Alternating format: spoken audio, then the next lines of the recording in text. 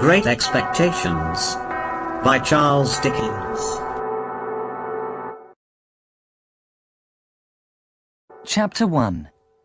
In the Churchyard. My name is Philip Pirrip, but as a child I could not say my name. I called myself Pip, and that has been my name ever since. I never knew my mother and father. They both died when I was a baby. I was brought up by my only sister, who was married to a blacksmith, Joe Gargery. My story begins on a cold, grey winter afternoon in the churchyard where my parents are buried. I would often go to their graves and look down at the words on their gravestone: Philip Pirrip and Georgiana, wife of the above. I was a sensitive and lonely child and was often sad. The marshes beyond the churchyard were grey. The river beyond the marshes was a darker line of grey. A bitter wind was blowing across the marshes from the sea. The graveyard was a dark and frightening place. I shivered. Cold and afraid, I began to cry. "Quiet, you little devil!" cried a terrible voice. "Keep still, or I'll cut your throat!" A rough-looking man had taken hold of me. He held me tightly by the neck. "Oh, don't cut my throat, sir," I cried. "Please don't." The man's rough grey clothes were torn and muddy. Like me, he was shivering with cold. His shoes were old and broken. He had a torn piece of cloth tied round his head, and his eyes were wild and terrible. "Tell me your name," the man growled. "Tell me, quick!" "Pip, sir, Pip," I answered. "Show me where you live," the terrible man demanded. I pointed towards our village, which was about a mile away from the churchyard. The man stared at me for a moment. Then, with a sudden movement, he picked me up and turned me upside down. A piece of bread fell out of my pocket. The man pushed me onto a gravestone. Then he grabbed the bread and began eating greedily. I sat on the gravestone where he'd put me, shivering and crying with fear. "Now, tell me, where's your mother?" the man in grey asked suddenly. "There, sir," I answered, pointing over his shoulder to my mother's grave.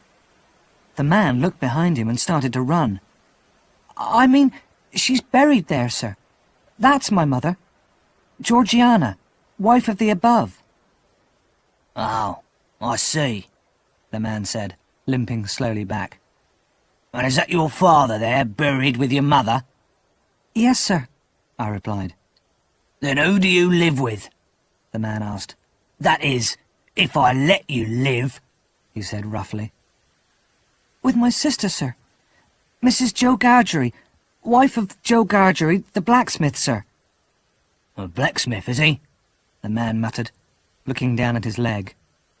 There was a thick band of iron round his ankle, with a broken chain hanging from the band. The man came nearer. He took hold of my arms and tipped me back over the gravestone as far as I could go. His terrible eyes stared into mine. "Now look here," he said.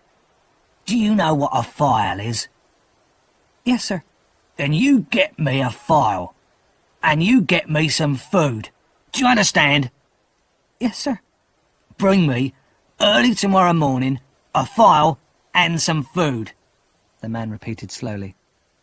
"Bring them to the old fort over there by the river. Say nothing to no one, and maybe I'll let you live. But if you tell anyone about me," the terrible man said slowly, "your heart and liver will be torn out, roasted and ate. Now, I'm not alone," he went on. "There's a young man near here, listening to every word I say. He has a secret way of finding a boy, wherever he is. Even if a boy is warm in bed behind a locked door, that young man will find him. What do you say to that?" I promised I would bring him the file and the food very early in the morning.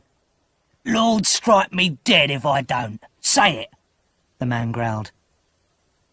Lord, strike me dead if I don't, I repeated. The man lifted me down from the gravestone. Then he held his arms around his shivering body. "Good night, sir," I whispered. Nothing much good about it, the man replied, looking across at the wet and windy marshes. I wish I was a frog or a fish. He limped off through the churchyard towards the marshes. He turned once to look back at me. I began to run home as fast as I could.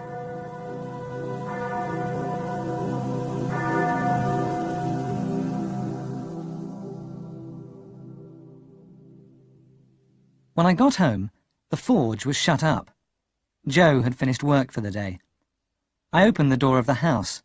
I crept quietly into the warm kitchen and saw Joe sitting alone by the fire smoking his pipe. Joe Gargery was a huge, fair-haired man with kind blue eyes. He looked at me sadly. "Mrs. Joe has been out looking for you, Pip," Joe told me. "She's out there now, Pip, and she's got Tickler with her." This was very bad news. Tickler was a stick that I had often felt on my thin body. For although I had food, clothes, and shelter, my sister was a hard and angry woman and would often beat me. Her husband, Joe, was my only friend. "Has she been out long, Joe?" I asked nervously. "Well," said Joe, looking up at the clock, "this time she's been out about 5 minutes. And I hear her coming back, Pip, old chap," Joe added. "Get behind the door." My sister pushed open the door with a bang. She soon saw where I was hiding and beat me until I cried. Then she threw me angrily across the kitchen to where Joe was sitting. Joe quietly placed me in the corner near the fire and protected me with his own powerful body. My sister was 20 years older than me. She was tall and thin with a hard face and sharp black eyes. The rough red skin on her bony hands and face made her always look angry. "Where have you been, you young monkey?" Mrs. Joe cried, stamping her foot. "Tell me what you've been doing all this time." "I've been in the churchyard," I answered, crying. "Churchyard?" Mrs. Joe repeated sharply. "You'd have been in the churchyard long ago if it hadn't been for me. Who brought you up? Tell me that." "You did," I sobbed. "And why I did, I don't know," my sister exclaimed. "It's bad enough looking after this blacksmith, without being your mother too. One of these days you'll drive me to the graveyard, the pair of you." Joe said nothing. He was a simple, gentle man, and he never complained about Mrs. Joe's bad temper. But he protected me when he could, and I loved him for it. It was Christmas Eve, and Mrs. Joe was very busy. She was making the food for the Christmas meal next day. She made me stir the mixture for the Christmas pudding for an hour, and then I was allowed to sit by the fire with Joe. As I sat by the warm fire, I thought of the man on the cold, wet marshes. I remembered my promise to him. I thought of the young man who would find me and kill me if I broke that promise. The silence of the quiet night was suddenly broken by loud noises that seemed to come from the sea. "Are those the great guns, Joe?" I asked. Joe nodded. "Another convict's escaped," he said. "One got away last night, and the guns were fired for him. Now they're giving warning that a second one has escaped." "Who's firing the guns?" I asked. "Ask no questions and you'll be told no lies," my sister snapped in reply. "Mrs. Joe," I said politely, "I really should like to know, if you don't mind, where the firing comes from." "From the hulks! The hulks!" my sister answered. "And please, what are the hulks?" "Hulks are prison ships moored on the other side of the marshes," Mrs. Joe explained impatiently. "I wonder who's put into prison ships and why they're put there," I said. Mrs. Joe leapt up and grabbed me by the ear. People are put in the hulks because they murder and rob and do all kinds of bad things, she said, and they all begin by asking questions. Mrs. Joe pulled my ear hard as she spoke and gave me a push. And now go off to bed, she added. I went slowly up the dark stairs, thinking about the terrible prison ships.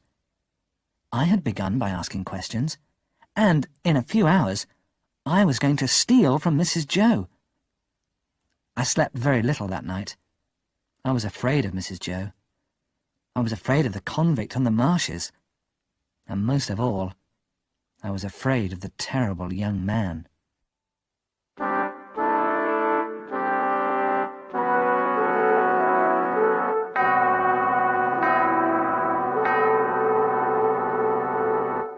At last, the grey light of dawn came into the sky. I got up and dressed. Quietly and carefully, I crept downstairs to the pantry. I found some bread, a piece of cheese, and a large bone with some meat on it. There was a bottle with a little brandy in it, and I took that too. Last of all, on the top shelf, I found a beautiful round meat pie. A door in the kitchen led into the forge. I unlocked the door and looked for a file among Joe's tools. Then, locking the door behind me, I walked back through the kitchen. Turning the big key, I opened the house door carefully. In a few moments, I was running as fast as I could towards the fort on the misty marshes. It was a frosty morning, and very damp and cold. The grass was wet, and water dripped from the trees. The mist was so thick over the marshes that I could only see a few feet ahead of me. As I ran, trees, cows, and gates seemed to lean out of the mist to stop me. I knew the fort well, but in my terror I almost lost my way. I had just crossed a ditch when I saw the man in grey. He was sitting on the ground with his back to me. I walked up to him quietly and touched his shoulder. He jumped up and turned to face me. It was not the same man, but he was dressed in the same rough clothes as the man I had met. He too had an iron on his leg. It was the young man, waiting to tear my heart and liver out. With a cry, I ran on until I'd reached the fort, and there was my convict. He was swinging his arms and walking up and down to keep warm. The man grabbed the food from my hand and began eating in great mouthfuls like a dog. When he drank the brandy, he shivered so violently that his teeth nearly broke the bottle. As he started to eat the pie, I spoke to him. "I'm glad you're enjoying it, sir," I said. "Thank you, my boy. I am," he replied. "Aren't you leaving anything for him?" I asked anxiously. "Him? Oh, the young man. Oh, he doesn't need any food," the convict replied. "Doesn't he? I thought he looked hungry," I said. "Looked? When did you see him?" "Just now," I answered. "Where?" "Over there," I said, pointing. "I thought he was you," I explained. The man stopped eating and grabbed my jacket. "What did the man look like?" he asked me fiercely. He was dressed like you, and he had an iron on his leg," I answered. "And there was a long scar on his face." "Was there?" the convict cried. "So, he's escaped from the hulks, has he? I thought I heard the guns last night. Where is he? I must find him. Curse this iron on my leg. Give me that file, boy, and tell me where you saw him." I pointed to where I'd seen the young man. The convict stared through the mist. Then, sitting down on the wet grass, he began to file at the heavy iron on his leg. The sky was lighter now, and I dared not stay any longer. My sister and Joe would soon be awake. They would be looking for me. I began to walk quietly away. When I looked back, the convict was bent over, filing at the iron on his leg. When I looked back again, I could see nothing through the thick mist, but I could still hear the sound of the file as it cut through the heavy leg iron.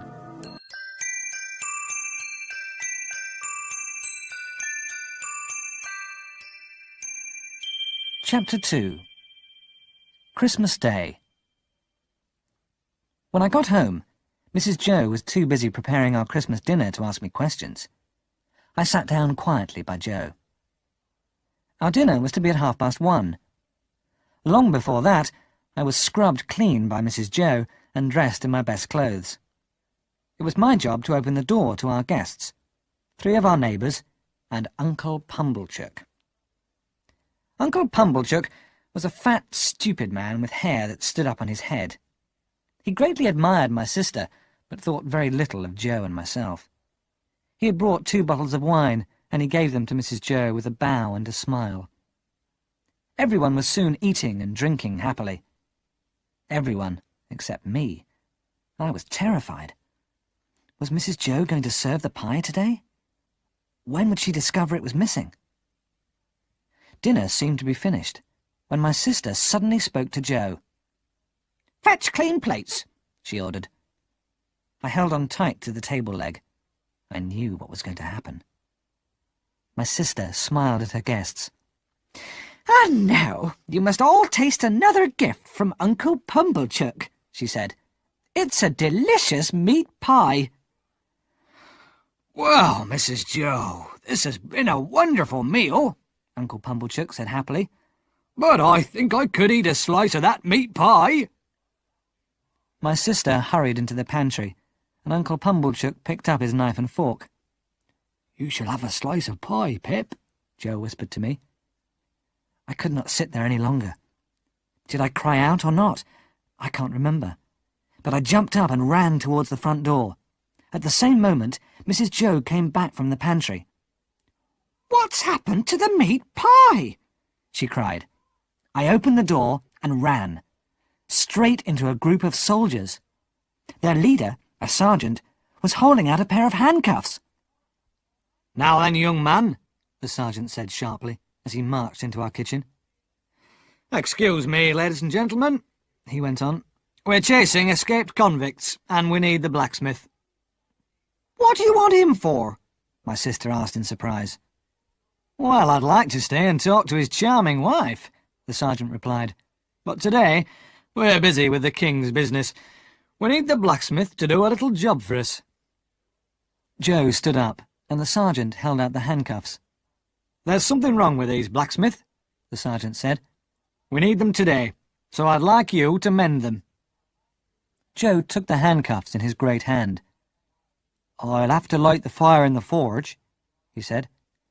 "This job will take about 2 hours." "That'll be all right," the sergeant answered. "We're sure that the convicts are still on the marshes. We'll capture them before it's dark. No one has seen them, I suppose?" Everyone except me shook their heads. No one thought of asking me. Joe took off his coat and got ready for work. With the soldiers' help, the forge fire was soon burning fiercely. As Joe hammered the white-hot iron, we all stood round and watched him. Mrs. Joe gave the soldiers some beer. Uncle Pumblechook poured out wine for the sergeant, and then poured some for everyone else. Even I got a little wine. We stood in the forge, laughing and talking. I thought sadly of the 2 convicts, cold and hungry on the marshes. At last, the handcuffs were mended. Joe asked the sergeant if he could follow the soldiers while they searched for the convicts. "Certainly, blacksmith. Bring the boy with you if you like," the sergeant answered. "Well," my sister said sharply, "if he gets his head shot off, don't ask me to mend it." Joe lifted me up onto his broad shoulders. As we began to follow the soldiers, I whispered in his ear, "I hope, Joe, that we don't find them." And Joe whispered back, "Let's hope they've got away, Pip, old chap." It was dark now. On our way to the marshes, the bitter wind blew icy rain into our faces. The group of soldiers moved quickly. We went at a fast pace, sometimes stumbling on the rough ground, sometimes falling. At last, we were on the marshes, splashing in and out of the ditches full of icy water. Suddenly, we heard a shout. We stopped and listened. The shout was repeated, and then we heard another. The sergeant sent us to the right. On we ran, even faster, splashing through ditches, up and down steep banks. And now we could hear that 2 men were shouting. "Murder!" One cried. "Convicts! This way for the escaped convicts!" shouted the other. The 2 men were fighting at the bottom of a ditch. They were splashing in the muddy water. The men were cursing and hitting out at each other. When the soldiers pulled the men from the ditch, both of the convicts were torn and bleeding. My convict wiped the blood from his face with his torn sleeve. "I caught this man! I'm giving him to you!" he cried. "Don't forget that! I caught him for you!" "That won't help you," the sergeant answered, as the 2 convicts were handcuffed. "I don't expect it to help me. I caught him, and that's enough for me," my convict answered. The other convict's clothes were torn, and his face was bloody, but I could still see the scar on his cheek. "He tried to murder me, Sergeant," the young man said. "Tried?" my convict repeated. "Do you think I would try and not succeed? No, I caught him and held him here. I could have escaped, but I wouldn't let this gentleman get away. He tricked me once. I'll not let him trick me again." "He tried to murder me," the other man repeated weakly. "He's lying. He always was a liar," my convict answered. "We were put on trial together, and he lied at the trial. He was scared of me then, and he's scared of me now. Look at him. Look at the gentleman convict, shaking with fear." "That's enough," the sergeant said. "Light the torches there," he shouted to the soldiers. It was very dark now. There was no moon. In the light of the torches, my convict turned and saw me for the first time. "Wait a minute," my convict said to the sergeant. "I wish to say something. I don't want anyone to be blamed for what I did. A man must eat. I took drink and food from the village. I took bread, cheese, brandy and a meat pie from the blacksmith's house." "Has a pie been stolen from you?" the sergeant asked Joe. "Yes. My wife found out it was missing at the very moment you came in," Joe answered. "That's right, isn't it, Pip?" "Then I'm very sorry I ate your pie, blacksmith," the convict said, not looking at me. "You're welcome to it, poor miserable fellow," Joe said kindly. "We don't know what you've done, but we wouldn't want you to starve, would we, Pip?" The convict wiped his torn sleeve across his eyes and turned away. Joe and I watched as the 2 men were led away towards the sea and the prison ships. Days later, when I saw Joe looking for his file in the forge, I nearly told him the truth. But I was a coward, and too afraid of what he would think of me.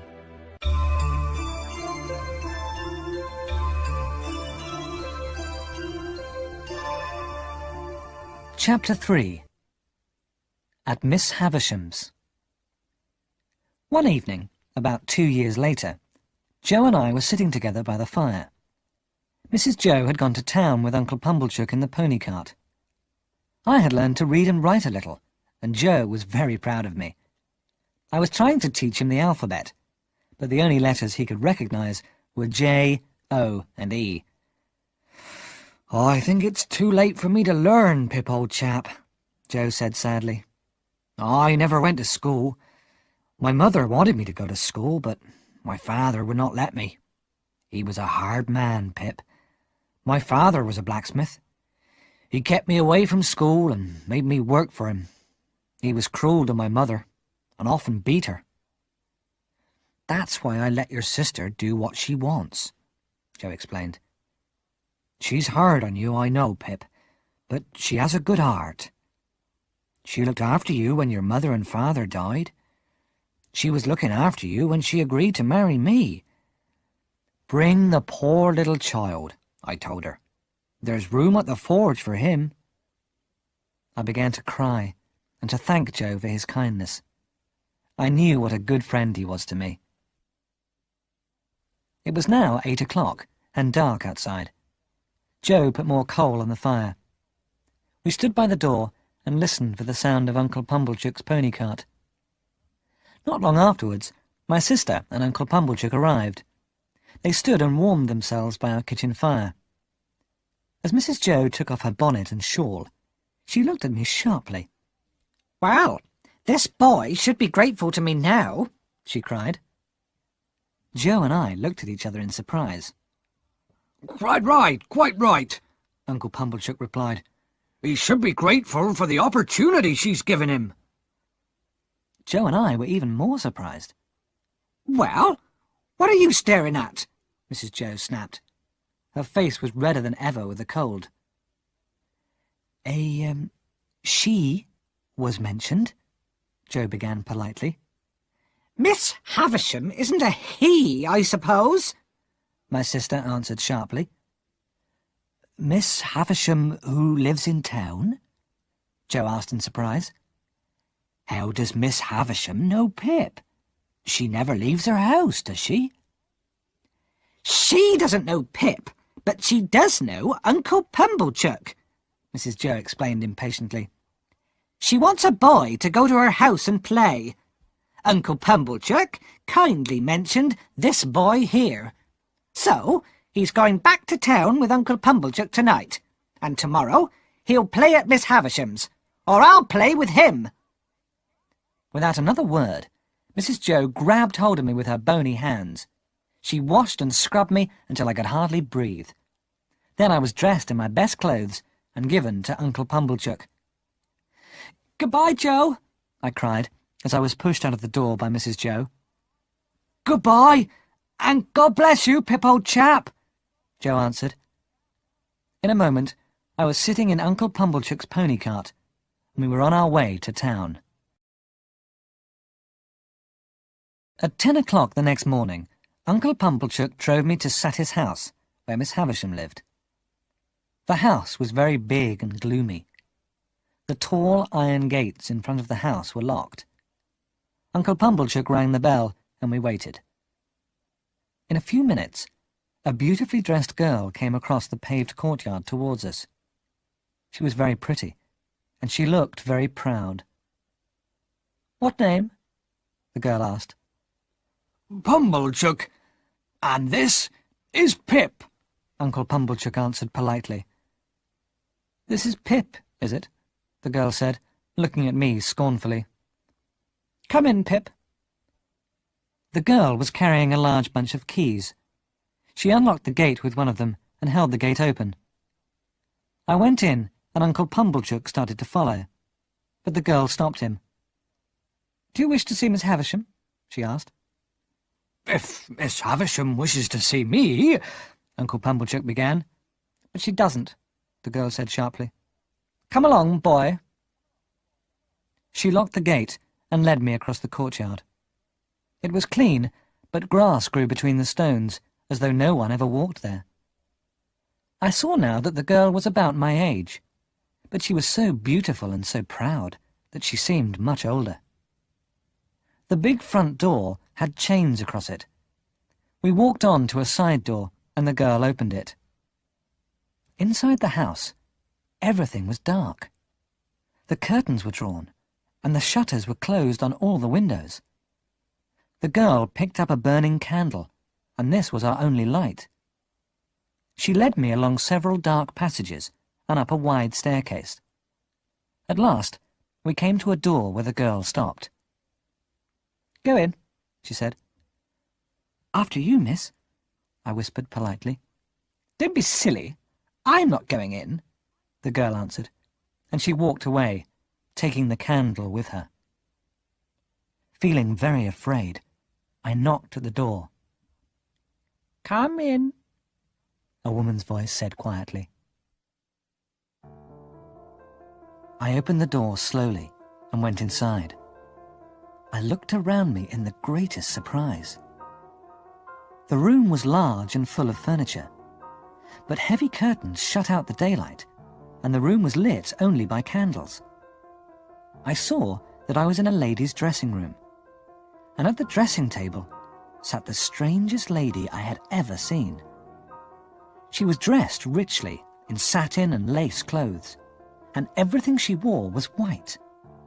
A long white wedding veil hung down from her head. I saw with surprise that the lady's hair was white too.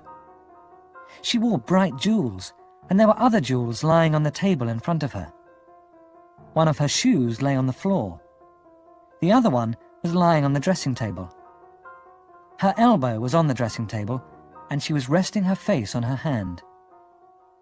Trunks full of clothes were placed about the room. Each one contained many silk and satin dresses, but the dresses were faded and torn.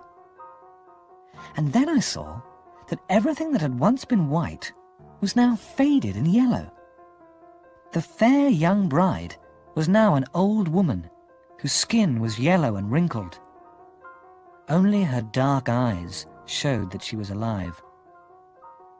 Then the lady moved, and those dark eyes stared at me. "Who is it?" she asked. Pip, ma'am. Mr. Pumblechook's boy. I've come to play. "Come here. Let me look at you," the lady said. I moved nearer, but I was afraid to look at her.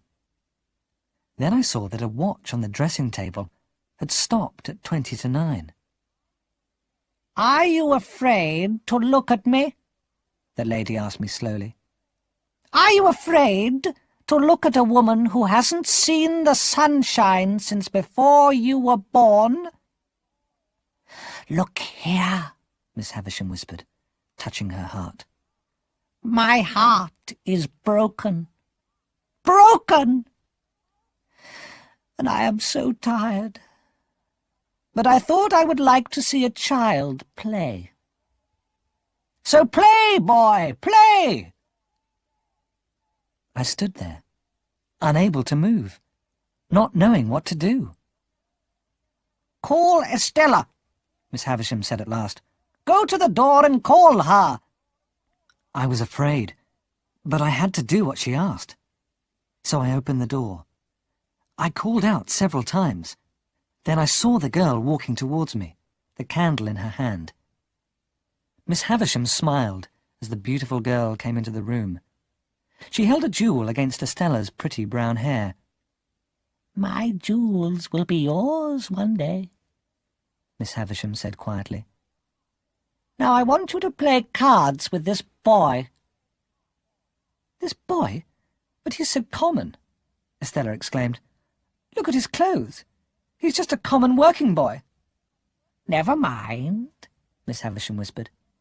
"You can break his heart, can't you?" So, I played cards with Estella. When I made mistakes, she laughed at me, and so of course I made more. "What rough hands this boy has!"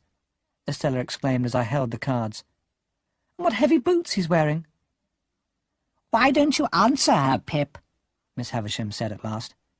"She says cruel things about you. What do you think of her?" "I don't want to say," I replied. "Whisper to me," Miss Havisham said, bending down. "I think she is very proud," I said quietly. "Yes? And what else?" "I think she is very pretty," I went on. "Anything else?" "I think she is very rude. And please," I added, "I should like to go home now." "Finish your game of cards first," Miss Havisham said. When Estella had won the last game, she threw the cards down with a scornful smile. "Come here again in 6 days, Pip," Miss Havisham said as I was leaving. "Take him downstairs, Estella. Give him something to eat and drink before he goes." I followed Estella down the gloomy stairs and along the dark corridors. She opened the side door, and the bright daylight hurt my eyes and confused me. Estella told me to wait in the courtyard. In a few minutes, she returned with some meat and bread. She placed the food on the ground, as though I was a dog. Tears came into my eyes. I turned my head away so that Estella would not see me crying. But when she had gone, I cried aloud and kicked the wall with a heavy boot she had laughed at. After a time, Estella returned with her keys and unlocked the iron gate. "Why aren't you crying?" she asked me with a smile. "Because I don't want to," I replied. "Yes, you do," she said. "Your eyes are red with crying. You're nearly crying now." She laughed, pushed me outside the gate and locked it behind me. I went straight back to Uncle Pumblechook's, but he was not at home, so I began the long walk back to the forge alone. As I walked along, I thought about the strange things I had seen. I thought of Estella and her scorn. She had made me ashamed of my clothes, my boots, and most of all, myself. I wished I had never seen her. But then, I remembered how beautiful she was.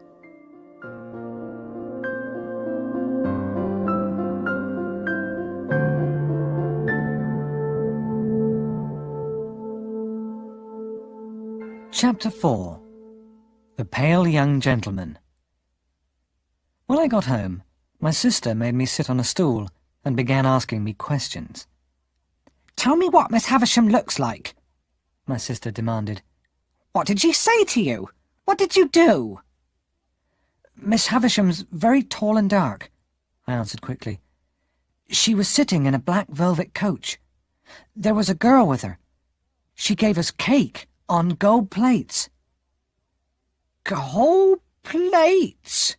Mrs. Joe repeated slowly. Then she added, "I hope you pleased her. She wanted you to play. Did you?" "Oh, yes. We played with flags," I said.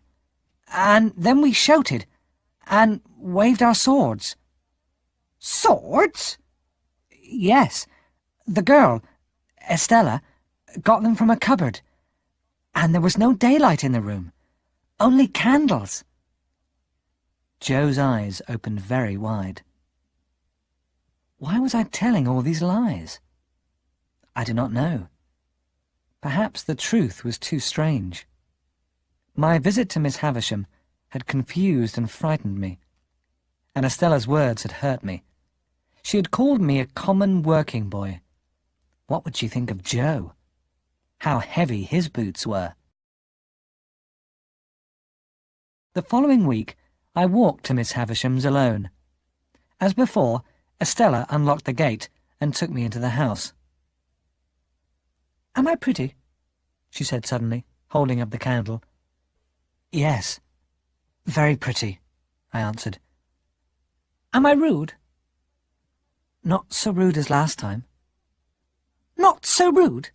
Estella repeated angrily, and she slapped my face hard. "What do you think now?" she asked. "I won't tell you," I said. "Then why don't you cry, you horrid common boy?" "I'm not crying.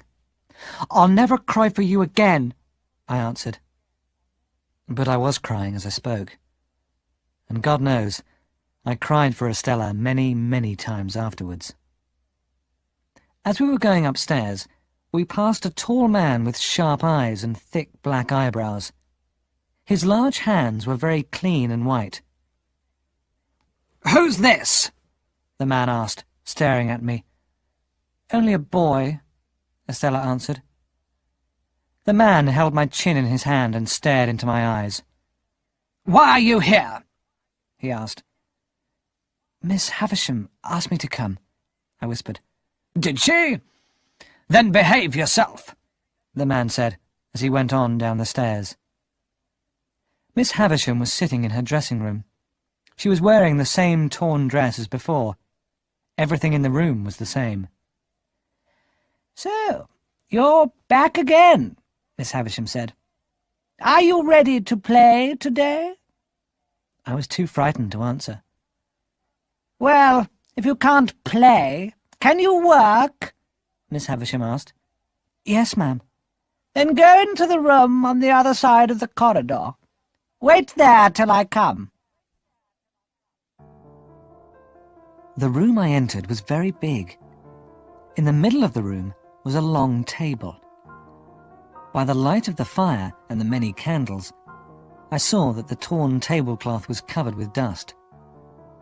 There was something tall and white on the table, too. It was covered with dust, and fat black spiders were running all over it.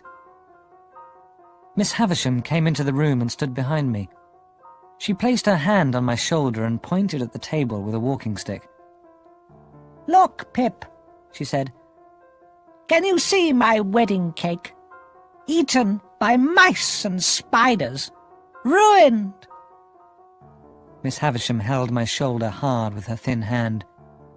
"Help me walk, Pip," she said.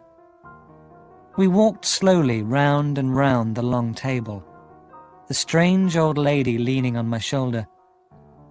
"Today is my birthday, Pip," Miss Havisham said. "Many years ago it should have been my wedding day. The dress I am wearing now was new then, and I was young. Everything is old and ruined now. Time has ruined me too, and broken my heart." What could I say? We stood there, very quiet in the candlelight. "Call Estella," Miss Havisham said at last. "Play with her again. I want to see her beat you at cards again." So Estella and I played cards. She won every game. Miss Havisham smiled and held bright jewels against Estella's hair. How beautiful the proud girl looked. Miss Havisham was soon tired, and I was sent downstairs. When I had eaten, I walked sadly through the courtyard and into an overgrown garden. No one had looked after the garden for years. Weeds grew everywhere. Turning a corner, I came face to face with a fair-haired boy of my own age. "Hello," said this pale young gentleman. "Who let you in?" "Miss Estella," I answered. "Oh, did she? Then let's fight." I stared at the boy in surprise. Then suddenly he pulled my hair and hit me hard in the stomach with his head. I was so surprised that I hit him hard. "So, you do want to fight, do you?" the pale young gentleman cried. "Come on, then." Then he raised his fist like a boxer and began waving them in front of my face. I hit him again, and he fell backwards onto the ground. When he got up, his nose was bleeding. A minute later, I had hit him in the eye. "You've won," he said weakly. "Shake hands." So we shook hands, and the young gentleman walked quietly away. Estella was waiting for me at the gate. Her eyes were bright and shining. I knew she'd been watching the fight. "You can kiss me if you like," she said. I was confused but happy. I kissed her gently on the cheek. A few minutes later, I began my long walk home.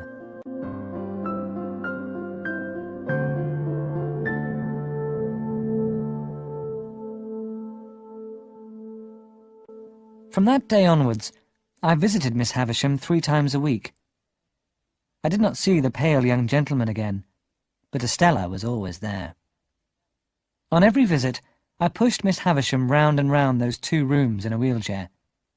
She did not walk with me again. Instead, I pushed her in her chair. As I walked behind her, Miss Havisham questioned me. I told her I was going to be apprenticed to Joe when I was old enough. I told her that I knew nothing, but wanted to know everything. I told her I wanted to be educated. I told her how I wanted to be a gentleman. Perhaps I hoped that Miss Havisham would pay for my education, but she never suggested it. Sometimes Estella was kind to me, but more often she was rude and cruel. I could not understand this proud, beautiful girl who made me so unhappy.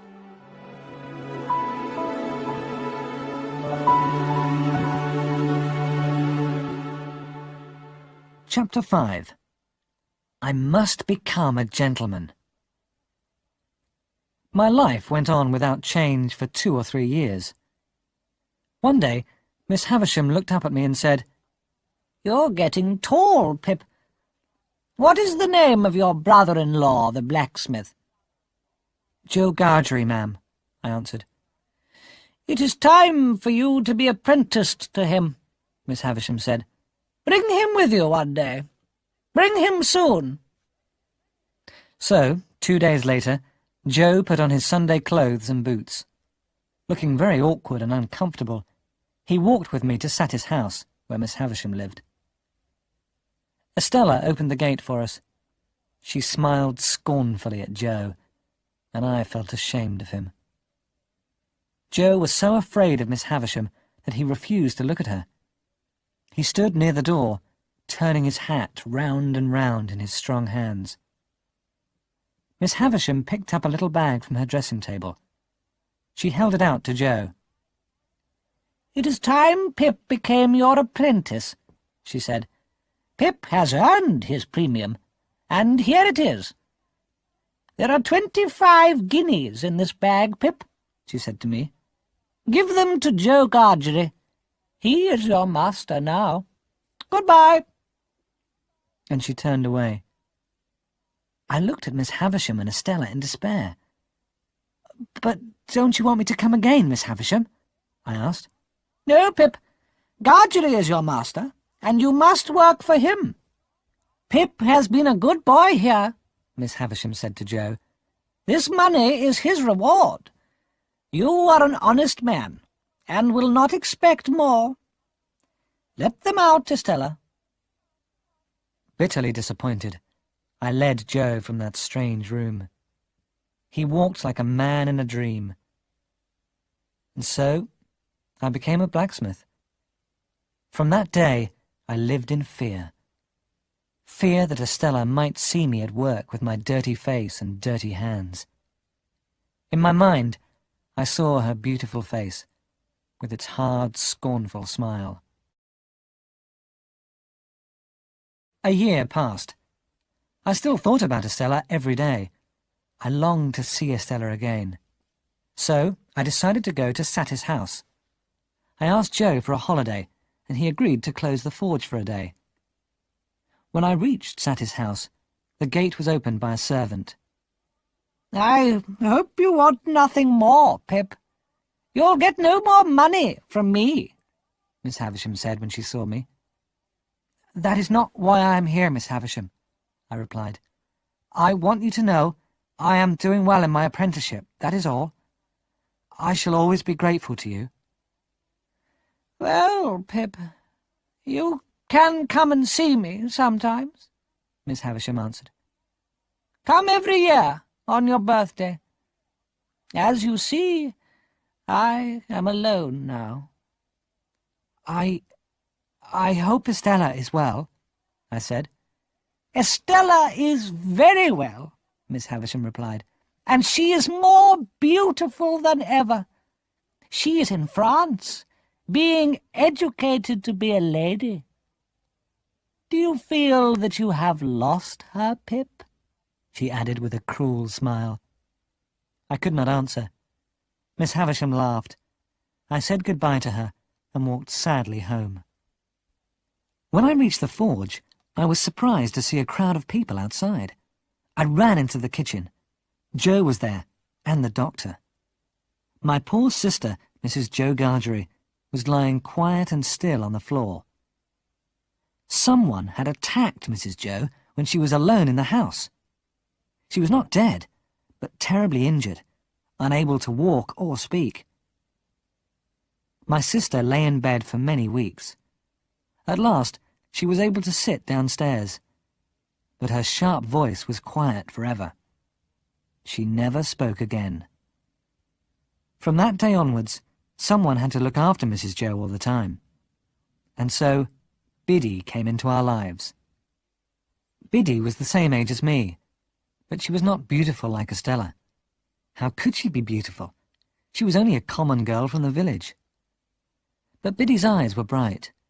She had a sweet smile and was sensible and kind. The years passed. I visited Satis house every year on my birthday. I never saw Estella, but I did not forget her. I longed to be educated like Estella. I wanted Estella to think well of me and to like me. I wanted Estella's respect and admiration. How stupid I was. It was summer. One Sunday afternoon, Biddy and I went for a walk on the marshes. There were ships on the river, sailing slowly towards the sea. I remembered Estella, far away in another country. I began, as usual, to dream of my plans for the future. We sat down by the river and watched the water flow slowly by. "Biddy, I am going to tell you a secret," I said. "You must never speak of it to anyone." Biddy looked at me in surprise. She promised to tell no one. "Biddy," I went on, "I hate being a blacksmith like Joe. I want to be a gentleman." Biddy smiled and shook her head. "Oh no, Pip," she answered. "That wouldn't be right at all." "But I have important reasons for wanting to be a gentleman," I told her. "Don't you think you are happier as you are, Pip?" Biddy said gently. "Happy?" I repeated. "I can never be happy here, Biddy. Someone I admire and respect very much said I'm stupid and common. I must become a gentleman. I must." "Who called you stupid and common?" Biddy asked. "That was not a true or a polite thing to say." "A young lady I met at Miss Havisham's," I replied. "The young lady is beautiful, and I love her very much. She is the reason why I must become a gentleman." "Do you want to be a gentleman to hurt her, or to make her respect you?" Biddy asked me quietly. "I don't know." "I think you should forget her," Biddy said. "She has been rude and cruel to you. The young lady is not worth your respect." "You may be right, Biddy," I said. "I believe you are, but I love her very, very much." Tears came into my eyes. I threw myself on the ground in despair. Biddy touched my hair gently. "Thank you for telling me this, Pip," she said. "I will always keep your secret." I sat up. "And I will always tell you everything, Biddy dear," I said. "Yes, I'm sure you will, Pip," Biddy replied. She smiled sadly. But I had not told Biddy everything. I believed that Miss Havisham had plans for me. I hoped that she would give me money for my education, money to make me a gentleman. If I had money and education, Estella would love me as I loved her. I hoped that Miss Havisham would make it possible for me to marry Estella.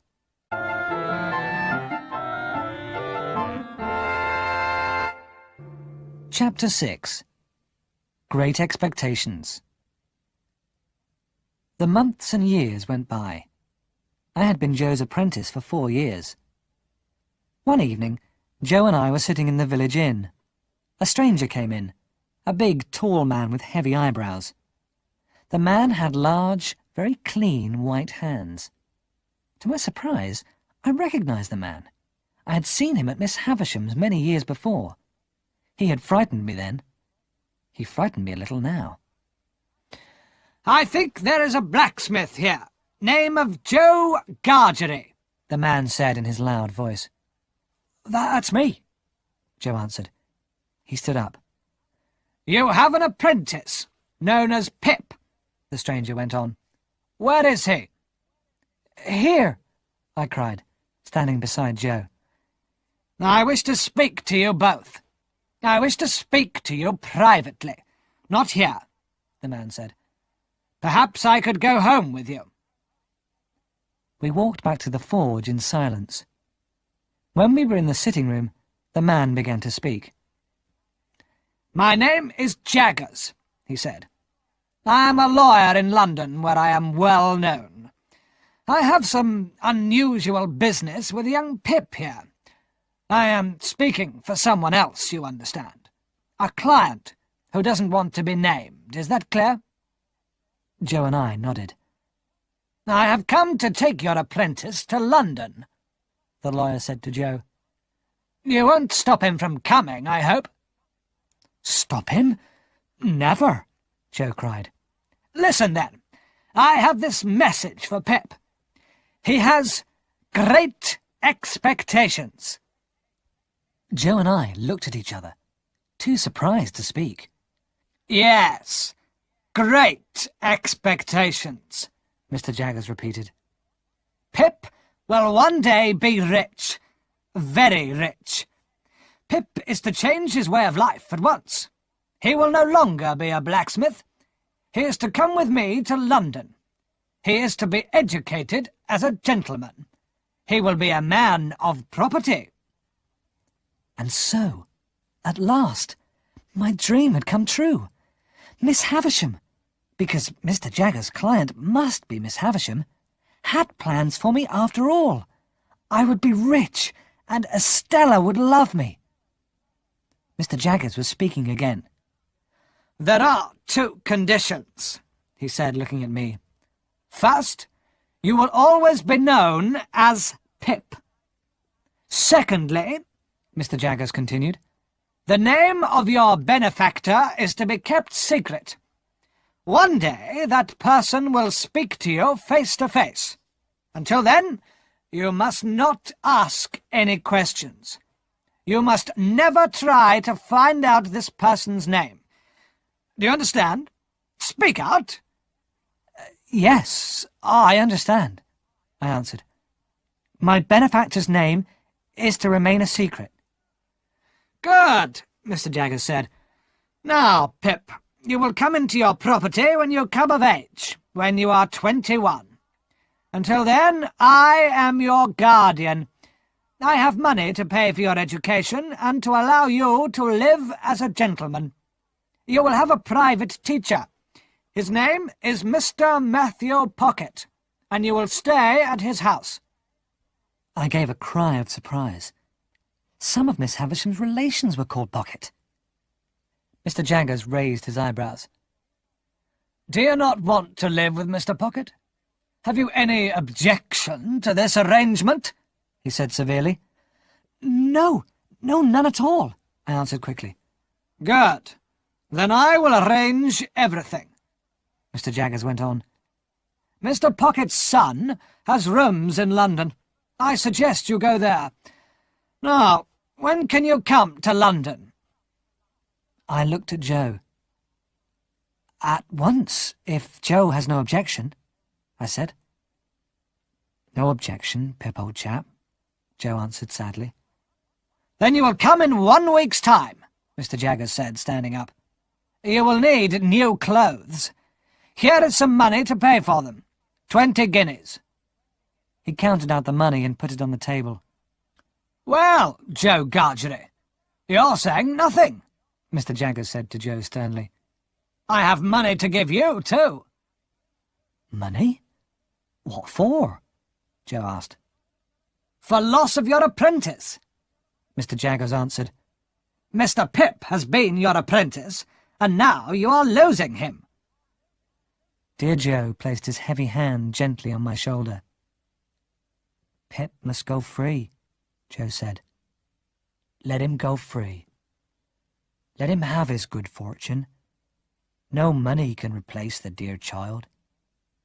We've always been the best of friends, Pip and me. Ever the best of friends. Joe could not say any more. He wiped away a tear. And so, my whole life changed. How happy I was!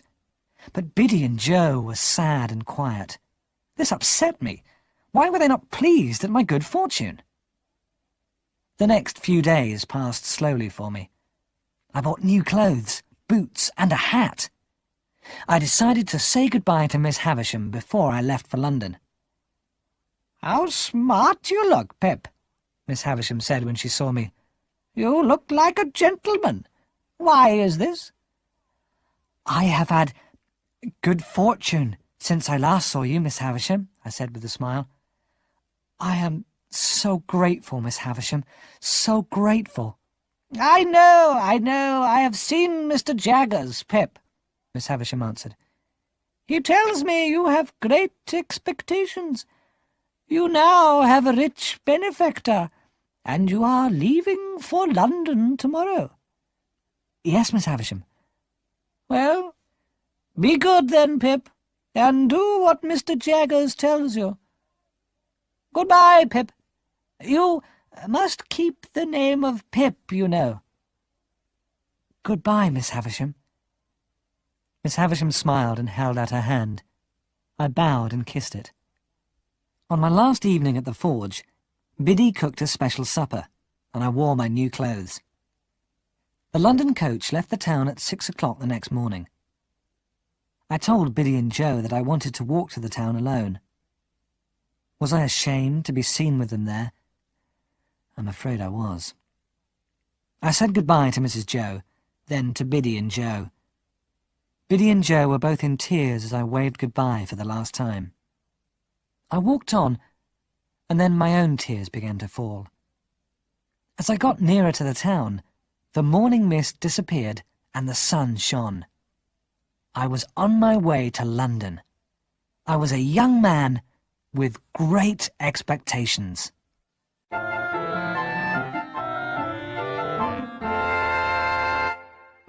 Chapter 7. Learning to be a Gentleman. The journey took 6 hours, and it was after midday when I reached London. I was amazed and frightened when I saw the city. London was crowded with hundreds of people, and its streets were dirty. I had the address of Mr. Jaggers' office in Little Britain, Cheapside. After asking the way, I started to walk along the narrow, crowded streets. At last, I found a door with Mr. Jaggers written on it. The open door led into a small office. A clerk was working there. He looked up as I walked in. "Is Mr. Jaggers here?" I asked nervously. Mr. Jaggers is in court. He won't be long, the clerk answered. You are Mr. Pip, I think. My name's Wemmick. Come and wait in Mr. Jaggers' room. Mr. Jaggers' room was a dark, gloomy place. Its small window was very dirty, and no light came through it. There was a big black chair for Mr. Jaggers, and a smaller one, on which I sat. Mr. Wemmick, the clerk, went on with his work. Mr. Jaggers' clerk was a short, neat man about 50 years old. He had a square face and a wide, thin mouth. His black eyes were very bright. On his fingers he wore 4 or 5 silver and black rings. By the time Mr. Jaggers came back, several poorly dressed people were waiting for him. They all began talking at once. They wanted him to speak for them in court. Mr. Jaggers spoke to them all in a stern and angry way. When they had gone, he came in to see me. "Here is your allowance, Pip," he said. "I think it's too much money, but that's nothing to do with me. You'll get into debt, of course. All young men get into debt," he added severely. "You are going to live at Barnard's Inn with Mr. Herbert Pocket. Wemmick will take you there. Wemmick!" Mr. Jaggers then called out. "Walk with Pip to young Mr. Pocket's rooms." Wemmick gave me a wide smile. He led me through the busy streets, always looking straight in front of him. "Here we are, Barnard's Inn," Wemmick said, turning down a narrow street into a little square. He led me to the corner building and pointed up some steep stairs. "Up there, top floor," he added.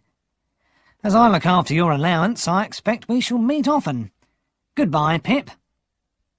I found Herbert's name on a door at the top of the stairs. Under his name there was a piece of paper. It said, "Back soon." I waited. A few minutes later, I heard quick footsteps on the stairs.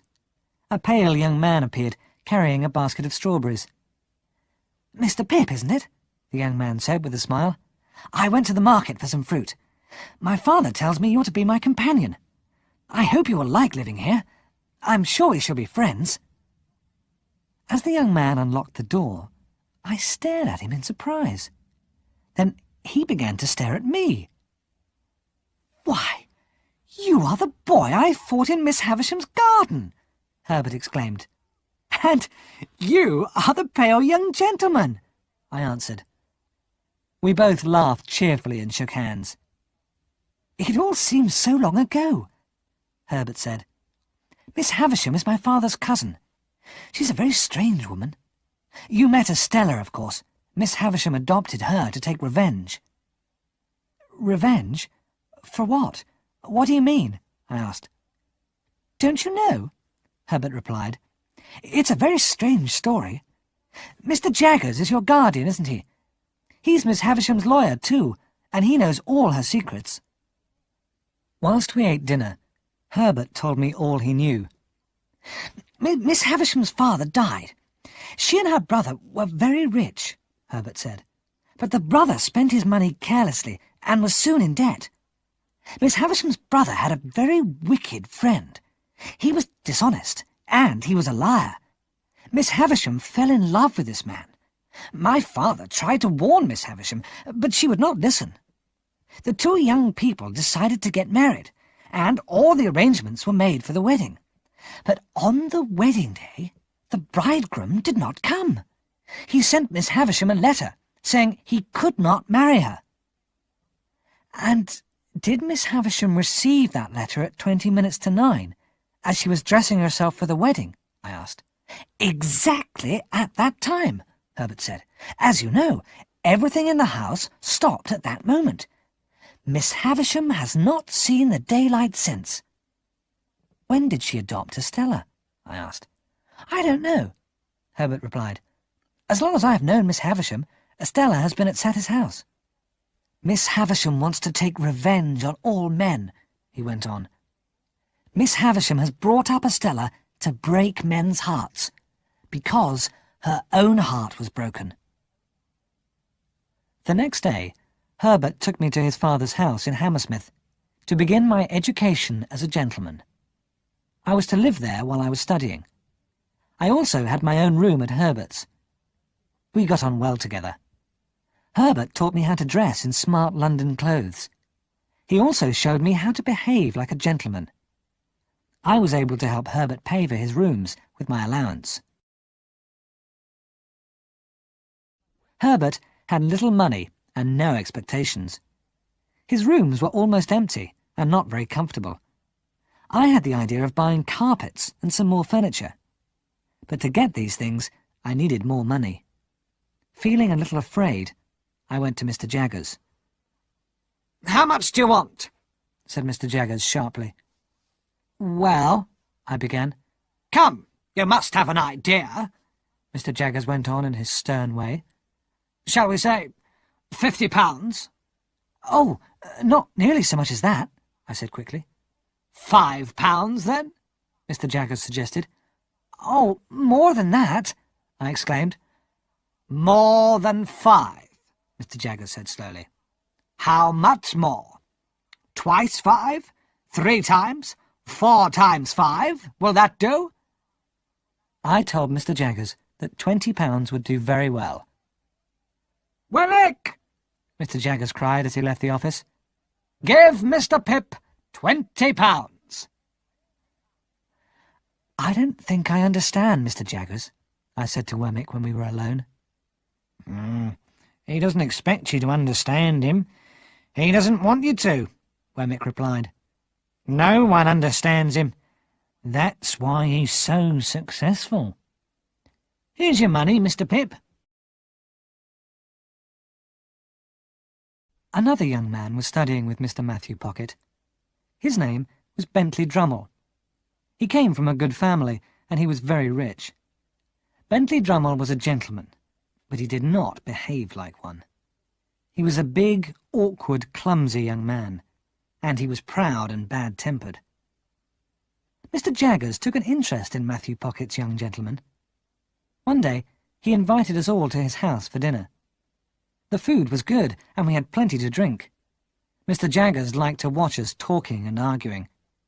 He was interested to see how much Drummle and I hated each other. Dinner was served by Mr. Jaggers' housekeeper. She was a tall woman of about 40. Her face was very pale, and her eyes were dark. Her long dark hair lay over her shoulders. When the woman brought in the food, she looked only at Mr. Jaggers. She was breathing quickly, as though she was afraid. As he drank his wine, Bentley Drummle became more and more bad-tempered. He kept saying how strong he was. Very soon, he and I had taken off our jackets to show how strong our arms were. At that moment, the housekeeper came in to take the plates from the table. Mr. Jaggers suddenly caught hold of one of her arms. He looked at us all and then spoke. "If you want to see strength," Mr. Jaggers said, "look at this woman's wrists. Molly, let them see your wrists, both of them." "Master, no," the woman whispered, staring at Mr. Jaggers with her strange, dark eyes. "Show them, Molly," Mr. Jaggers said. He held Molly's wrists down on the table. "There's power in those wrists," Mr. Jaggers said. "Few men have the strength this woman has. She has used it too. She was wild once, but I have broken her." "That'll do, Molly," Mr. Jaggers said at last, letting go of his housekeeper's wrists. "We have seen you. You can go." Mr. Jaggers filled our wine glasses again. Very soon, Drummle and I were shouting at each other. We both stood up, ready to fight. But Mr. Jaggers made us be quiet and told us it was time to go home. I was ashamed of my behaviour. As we were leaving his house, I turned and apologised to Mr. Jaggers. "It's nothing, Pip," Mr. Jaggers replied. "But be careful of that young man Drummle. He's bad-tempered and cruel. He could be dangerous. Take care, Pip. Bentley Drummle will make a bad enemy." I followed Mr. Jaggers' advice. I was pleased when Drummle completed his studies and left Mr. Pocket's house. I was so busy learning to be a gentleman that I did not write to Joe and Biddy. They were part of my old life, a life I wanted to forget. I was a gentleman now. I did not want to remember that I had been a poor, uneducated blacksmith. Then, one day, I received a letter. "My dear Mr. Pip, I am writing to you at the request of Mr. Gargery. He is going to London and will call on you at 9 o'clock on Tuesday morning. Your poor sister, Mrs. Joe, is still not well. Mr. Gargery and I talk about you every night. Your servant and friend, Biddy." The letter arrived on Monday. I did not wish to see Joe, but I prepared a big breakfast for him. Herbert and I were ready and waiting long before 9 o'clock. At last, I heard Joe's heavy step on the stairs. I heard him stop and slowly read my name on the door. Then he knocked. "Joe! How are you, Joe?" I cried as I opened the door. "Pip, old chap, how are you?" Joe answered, taking my hand in his. Joe's honest face shone with joy. He shook my hand so much that I thought he would never stop. Joe looked awkward and uncomfortable in his best clothes. He took off his hat and twisted it round and round in his great hands. He stared around the room and stared at my brightly coloured dressing gown. "Well, what a gentleman you are, Pip," he exclaimed. "And you look well too, Joe," I answered. "Let me take your hat." But Joe held his hat all through the meal. "Tea or coffee, Mr. Gargery?" Herbert asked politely. "Thank you kindly, sir. I'll take whatever you'll be taking yourself," Joe answered. "Coffee, then," Herbert said cheerfully. But Joe looked so unhappy that with a kind smile, Herbert gave him some tea. Joe was uncomfortable and awkward with us, and this made me angry. I was too stupid to see that it was my fault. I should not have been ashamed of him. I was glad when Herbert left us to go to work. "Now we are alone, sir," Joe began, but I interrupted him angrily. "Why do you call me Sir, Joe?" I asked. "Now we are alone, sir," Joe repeated slowly. "I must tell you why I am here, in the home of a gentleman. I said nothing. Well, sir, Pip, Joe went on, Miss Havisham asked to see me. She has a message for you, and the message is that Estella has come home and would be glad to see you. At the sound of Estella's name, my heart began to beat very fast. I did not answer Joe. I could only think of Estella. Joe stood up, twisting his hat in his hand. "Oh, don't leave, Joe," I said. "You must stay to dinner." "No, Pip, old chap," Joe answered. "You are a gentleman now. It's not right for me to be here in London.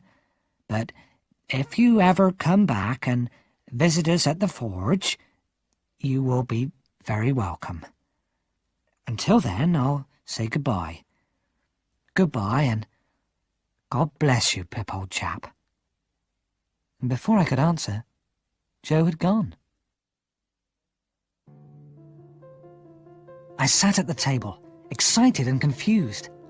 Miss Havisham had plans for Estella and me, that was clear.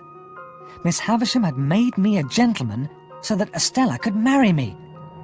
With joy in my heart, I began to prepare for my journey.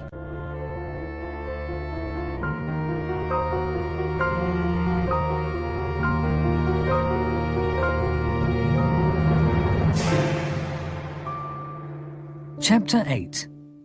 Young Men in Love. I left London early next morning. When I got to Satis house, I rang the bell as usual, and a servant opened the gate. Taking a candle, I walked along the dark and gloomy corridors and up the stairs. I knocked on the door of Miss Havisham's dressing room. "That's Pip's knock." "Come in, Pip," I heard Miss Havisham say. When I opened the door, Miss Havisham was sitting by the dressing table as usual. Beside her was an elegant young woman who I had not seen before. "Well, Pip?" Miss Havisham said. "I heard that you wished to see me, Miss Havisham, so I came at once," I said. As I spoke, the elegant young lady looked up at me. It was Estella. She smiled. "Has she changed, Pip?" Miss Havisham asked. "She used to be proud and scornful. Do you remember?" Although I was wearing my fine clothes, I felt clumsy and awkward. I was that common boy again who Estella had laughed at. "Has Pip changed?" Miss Havisham asked Estella. "Very much," Estella answered. As we talked, Estella's smile tore at my heart. The more I saw of her, the more I loved her. "Isn't she elegant? Isn't she beautiful? Don't you admire her, Pip?" Miss Havisham whispered. "Everyone who sees Estella must admire her," I replied. "Then love her! Love her, Pip!" Miss Havisham cried. "It does not matter how she behaves towards you. If she is good to you, love her. If she tears your heart to pieces, love her, love her. Never forget, Pip," Miss Havisham went on. "You must give everything for real love. You must give your whole heart, as I did. As I did." And she fell back into her chair with a cry. Before I left Satis house, Estella and I walked together in the garden. I reminded Estella how I had once fought Herbert there. "Herbert and I are great friends now," I said. "Of course. With your new life you have new friends," Estella answered. "The people who you knew before cannot be your companions now." I did not answer. Estella's words made me feel ashamed of Joe and Biddy. I decided not to visit them at the forge as I had planned. We walked on, and I showed Estella the place where I had cried. Estella stopped for a minute and looked at me. "I have not changed, Pip," she said. "If we are to meet again, you must understand that. Remember, I have no love in my heart for anyone. no love in my heart at all. I heard Estella's words, but I did not believe them. Estella and I were going to be together. Miss Havisham had planned it. But my love for Estella did not make me happy. I was in torment when I saw her, and in torment when I did not see her. Back in London, I could no longer keep my feelings to myself. When Herbert and I were having dinner, I made a decision. "My dear Herbert," I began, "I have something important to tell you, but it is a secret." Herbert smiled. "Your secret will be safe with me, Pip," he said. I took a deep breath. "Herbert, I must tell you, I adore Estella." Herbert smiled again. "I know that, my dear Pip," Herbert said. "I believe you adored her from the first moment you saw her." "You are right, Herbert," I said. "And now she is a beautiful and elegant young woman." "Then you're lucky that she's been chosen for you," Herbert said cheerfully. "But has Mr. Jaggers ever said that Estella is part of your expectations, Pip?" "No, never," I said slowly. "Then perhaps she is not part of your expectations. Perhaps you should not think of Estella so much," Herbert said. "Think of the way she has been brought up. Think of Miss Havisham. Estella has the power to make you very unhappy, Pip. Could you not forget her for a time?" I shook my head. "No, that's impossible, quite impossible," I replied. "Well then, I suppose there is nothing more to say," Herbert said kindly. "But you are not the only one in love, Pip," Herbert added. "I have a secret of my own, and my secret is, I am engaged to be married." "Congratulations, Herbert," I said. "May I know the lady's name?" "Her name is Clara. She lives with her father, who is an invalid. As I have no expectations, and she is poor, we cannot marry yet, not until I make my fortune. That means hard work," Herbert went on. "One day I shall have enough money to marry, and then how happy Clara and I will be." How lucky Herbert was. He was poor, but Clara loved him. I was in love with a beautiful woman, and I had great expectations. But Estella was proud, and had no love in her heart for me. Would Estella ever forget her pride and love me?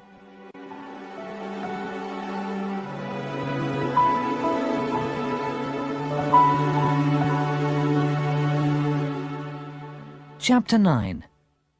I Come of Age. I now come to a time of my life of which I am bitterly ashamed.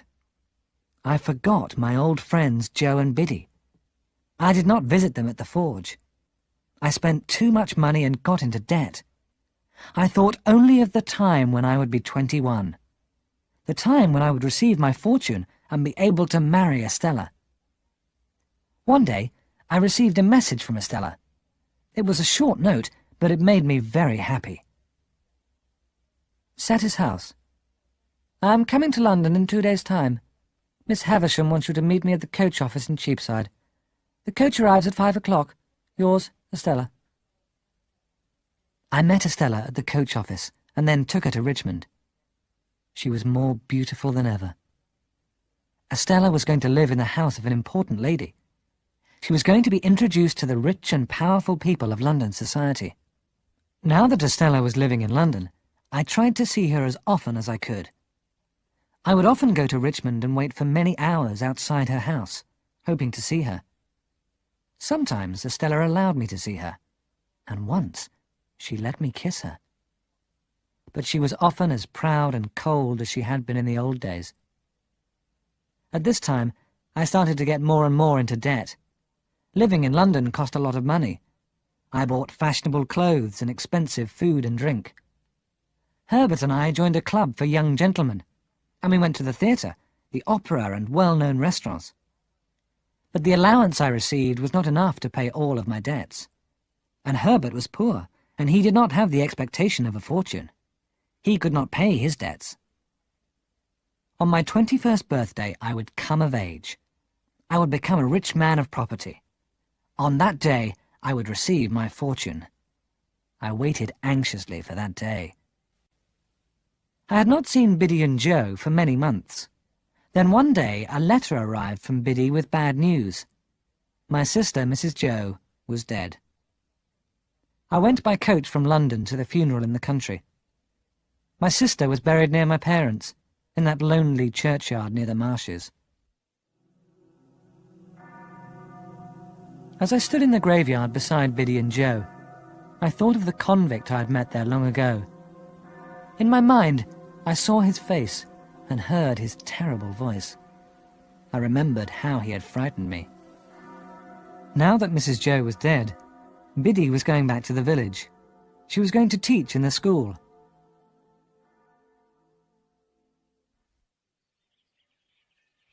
After supper, I walked with Biddy in the garden. Biddy told me in her quiet way how much Joe loved me and how good he was. "I know that, Biddy," I said quickly. "I won't forget Joe now he's alone. I shall come here to see him often." Biddy said nothing. "Didn't you hear what I said, Biddy?" I asked. "Yes, Mr. Pip." "Don't call me Mr. Pip, Biddy," I said crossly. "And why don't you answer my question?"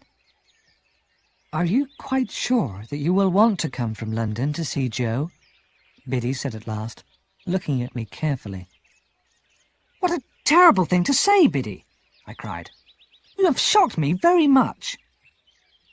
She did not answer. I slept badly that night, for Biddy's words had upset me. When I got up in the morning, Joe was already at work in the forge. I went in and shook him by the hand. "Goodbye, dear Joe. I shall be back soon and often," I said. "Never too soon, sir, and never too often, Pip, old chap," Joe replied. I shook hands with Biddy too, although I was still a little angry with her. But Biddy was quite right, of course. In London my thoughts were only of Estella and my great expectations. I did not go back to see Joe as I had promised.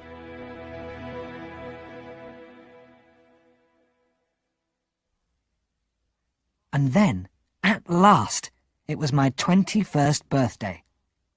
Mr. Jaggers called me to his office. I first shook hands with Wemmick, and then went in to Mr. Jaggers. "Congratulations, Mr. Pip," the lawyer said. "I expect you have some questions to ask me. I shall answer them if I can." I took a deep breath and began to speak. "Am I going to learn the name of my benefactor today, Mr. Jaggers?" "No. Ask me another." "Will I know the name soon?" "I can't answer that at the moment," Mr. Jaggers said. "Have you another question?" "Have I anything to receive, sir?" Mr. Jaggers smiled and asked me a question. "You are in debt, I suppose?" I said nothing. "Come, Pip. Are you in debt or not?" "I'm afraid I am, Mr. Jaggers." "Of course. You know you are," he said. "Wemmick," he called, "give Mr. Pip that piece of paper. Now, take it in your hand and look at it, Pip." "This is a banknote for £500, I said in surprise. "Right, and that sum of money is yours, Pip. It is a small part of your expectations. You will have that sum of money each year. You will not get into debt. Later, you will learn the name of your benefactor. These are my instructions." I thought for a moment. Is it possible that my benefactor may come to London, or ask me to go anywhere else? "It is possible, but not yet," Mr. Jaggers said. "That is all I have to say at present, Pip." As I left Mr. Jaggers' office, I was already making plans. First of all, I must pay all my debts. Secondly, I wanted to help Herbert. Herbert worked hard, but he had no money and no expectations. I knew that Herbert would not accept money from me. So, with Wemmick's help, I made arrangements for him to become a partner in a small business in London. He would work hard and soon be able to marry Clara. My expectations would help them both.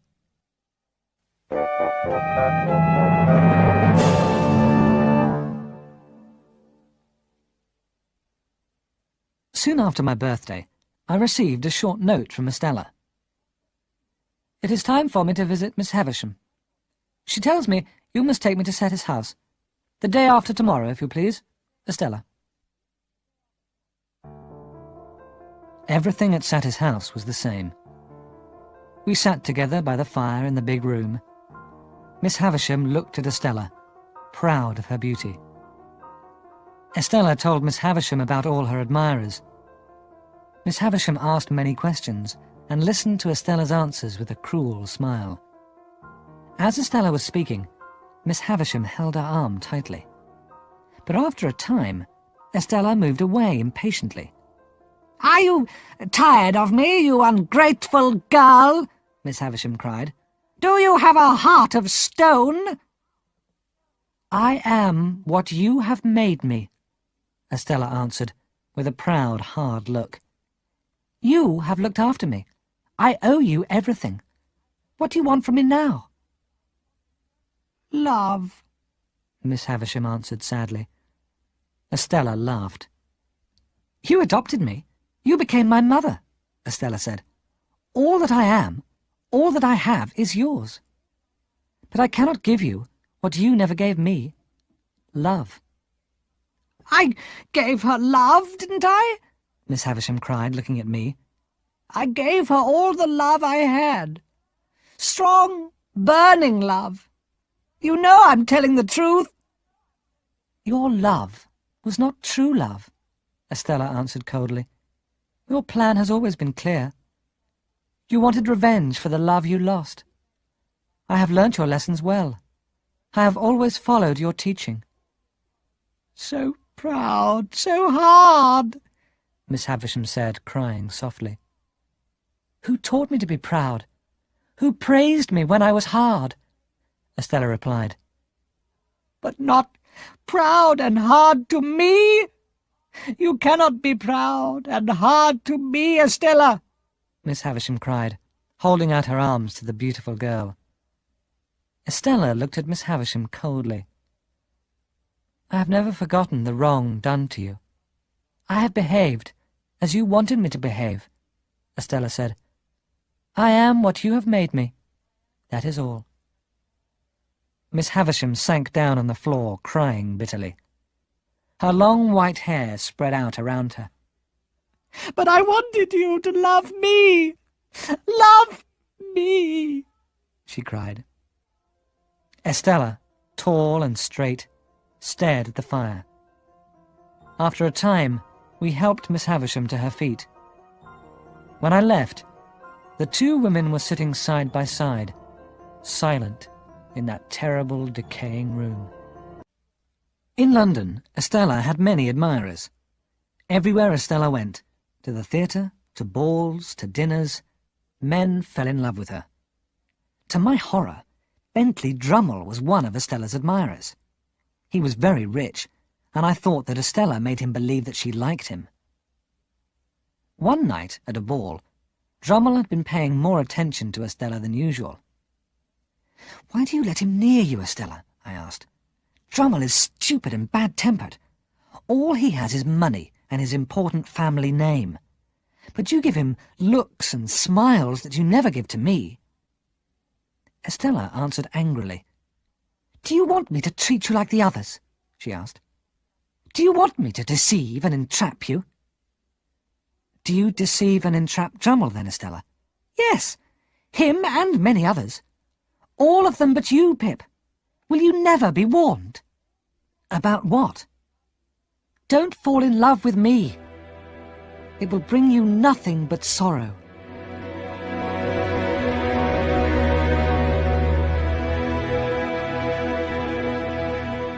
Chapter 10. Abel Magwitch.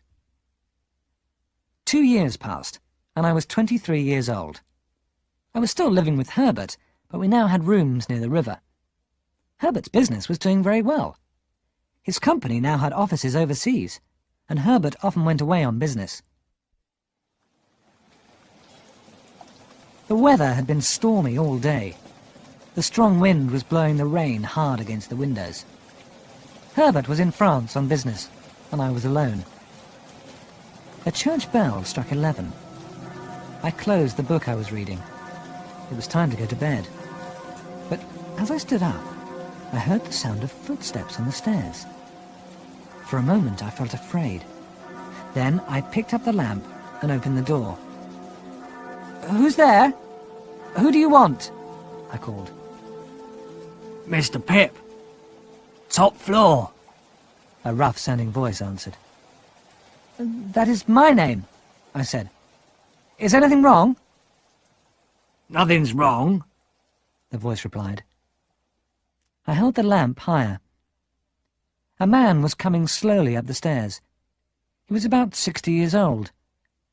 The man had long grey hair that lay over his shoulders. His face was wrinkled and brown, and he was roughly dressed. To my surprise, the man was holding out his arms to greet me. "Do you wish to come in? Have you business with me?" I asked. "Yes, I wish to come in, master," the man answered quietly. He walked slowly into the room. He looked around him with pleasure. "What do you want?" I asked. The man took off his hat and sat down. "Just give me a little time," he said in his rough voice. "I've come a long way and had a hard journey. You are alone here, aren't you?" he added. "Why do you, a stranger, ask me that question?" "A stranger?" the man repeated. "It's a disappointing word to hear when I've come so far. But you're a brave fellow, I can see that.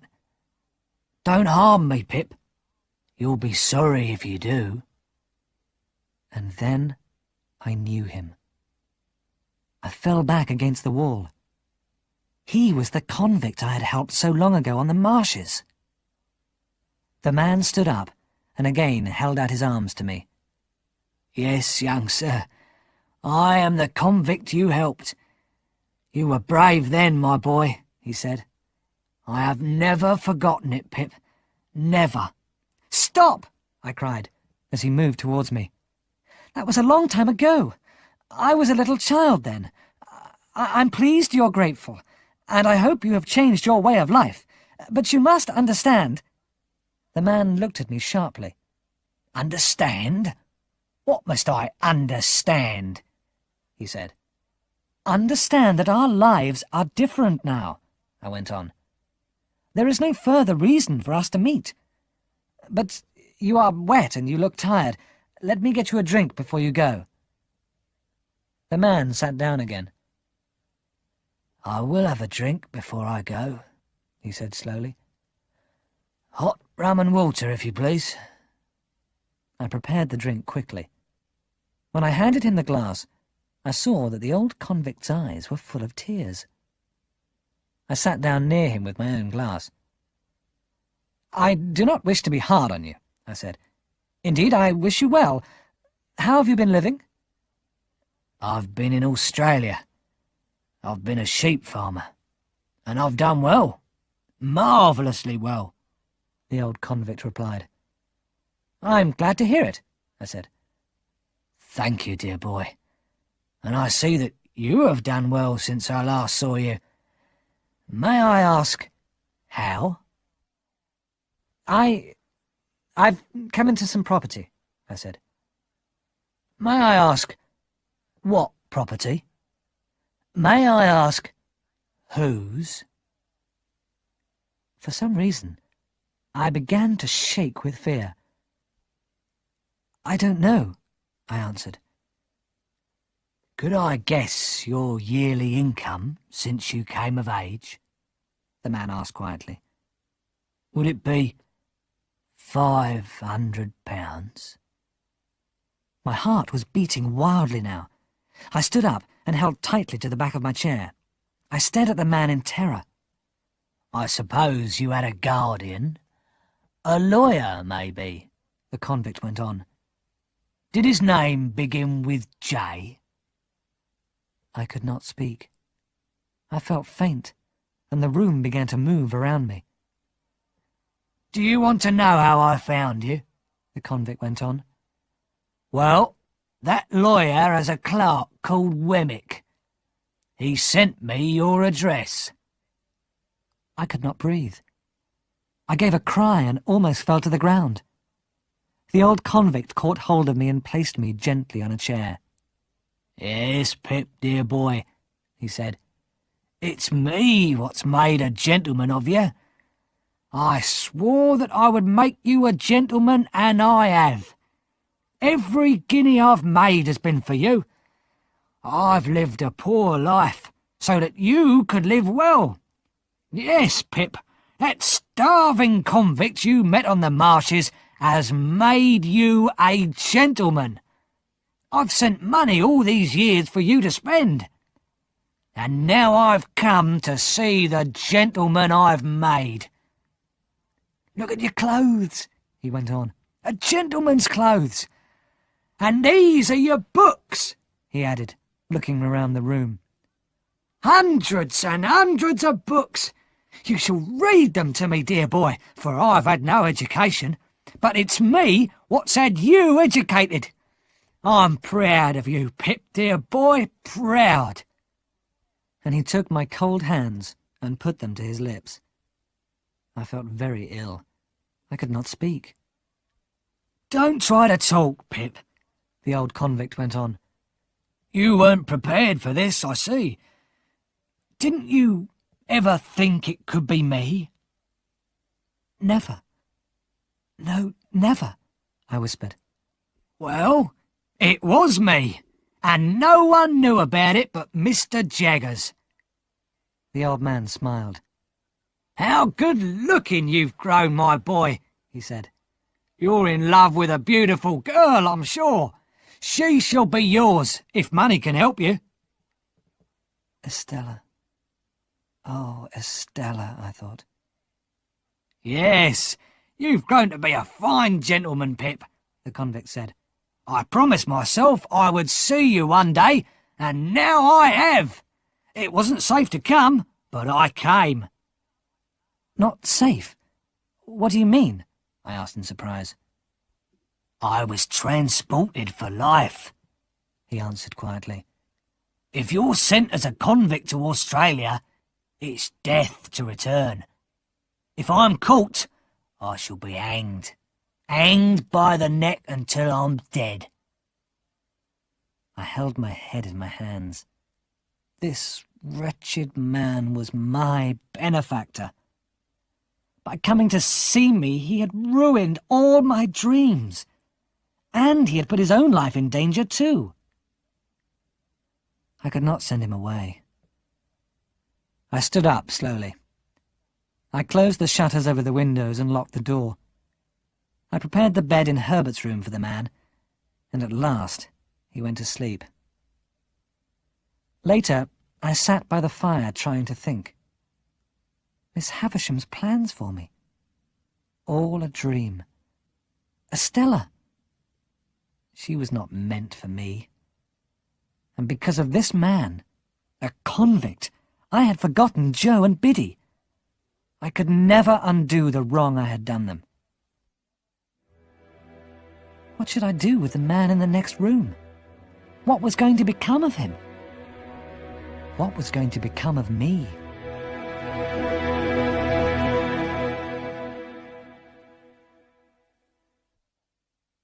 At last, I fell asleep by the fire. I awoke to hear the church bell striking 5. The room was dark. The wind was still blowing the rain hard against the windows. I made breakfast. The old convict ate in great mouthfuls. I was disgusted by him. He then lit his pipe and stood in front of the fire. He took out a wallet of money and threw it onto the table. "There, my boy, spend that," he said. "I've come back to see my boy spend money like a gentleman."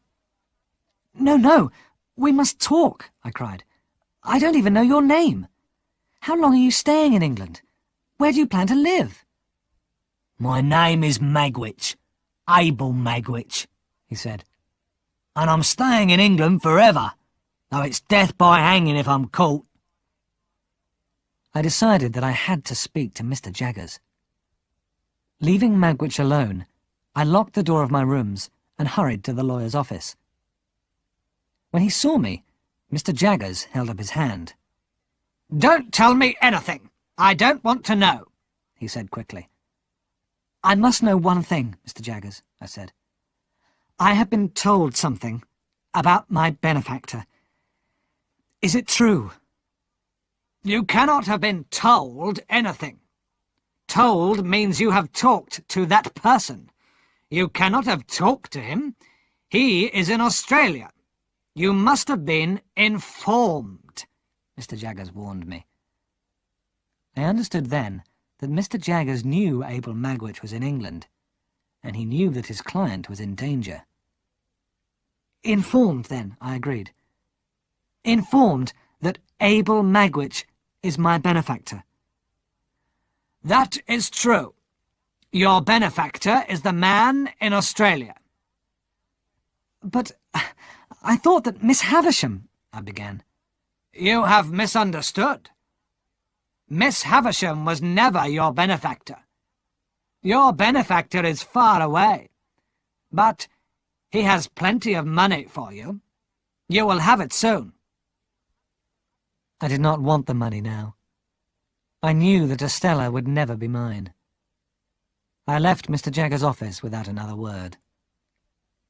On my way home, I bought some new clothes for Abel Magwitch. But when I had cut his hair and he was dressed in the new clothes, he still looked like a convict. A murderer, perhaps. The more I saw the man, the more I feared and hated him. Herbert returned from France that afternoon. When I heard his step on the stairs, I opened the door quickly. "Hello, Pip," Herbert said cheerfully. Then he added, "How pale you look. What's the matter?" Then he saw Magwitch. "Who is this?" he asked in surprise. "Herbert, my dear friend," I said, shutting and locking the door behind him. "Something very strange has happened." Before I could explain, Magwitch took a little black Bible from his pocket and held it out to Herbert. "Take the holy book in your right hand, dear boy," he said to him. "Swear to God that you will never repeat what Pip is going to tell you." "Do it, Herbert," I whispered. So Herbert took the Bible and repeated the words, and then the old convict shook him by the hand. "Now you have sworn on the Bible. God has heard your promise. Sit down and listen to what Pip is going to tell you." So I told Herbert everything. "I need your help, Herbert," I said at last. "What should I do now?" "My poor dear Pip," Herbert exclaimed. "I am so confused that I cannot think clearly. But the first thing is to find rooms for Mr. Magwitch. Then I'm afraid there is only one thing to do." Herbert turned to Abel Magwitch, who was listening carefully. "You must leave England," Herbert told him. "Go to France or Germany. You will be safe there. And you must go with him, Pip," Herbert went on. "This man's life is in danger because he came to see you. It is only right that you should get him out of danger." I stared at the floor unhappily. I did not care where I went. I had no expectations now, for I could never take money from Magwitch again. My life had been ruined by this man who I hated and feared. "Very well," I said at last. I turned to Magwitch. "If I am to help you, I must know everything about you. Why were you put in prison? Who was that other man on the marshes? Tell us." He stared at the fire for a moment, and then began to speak.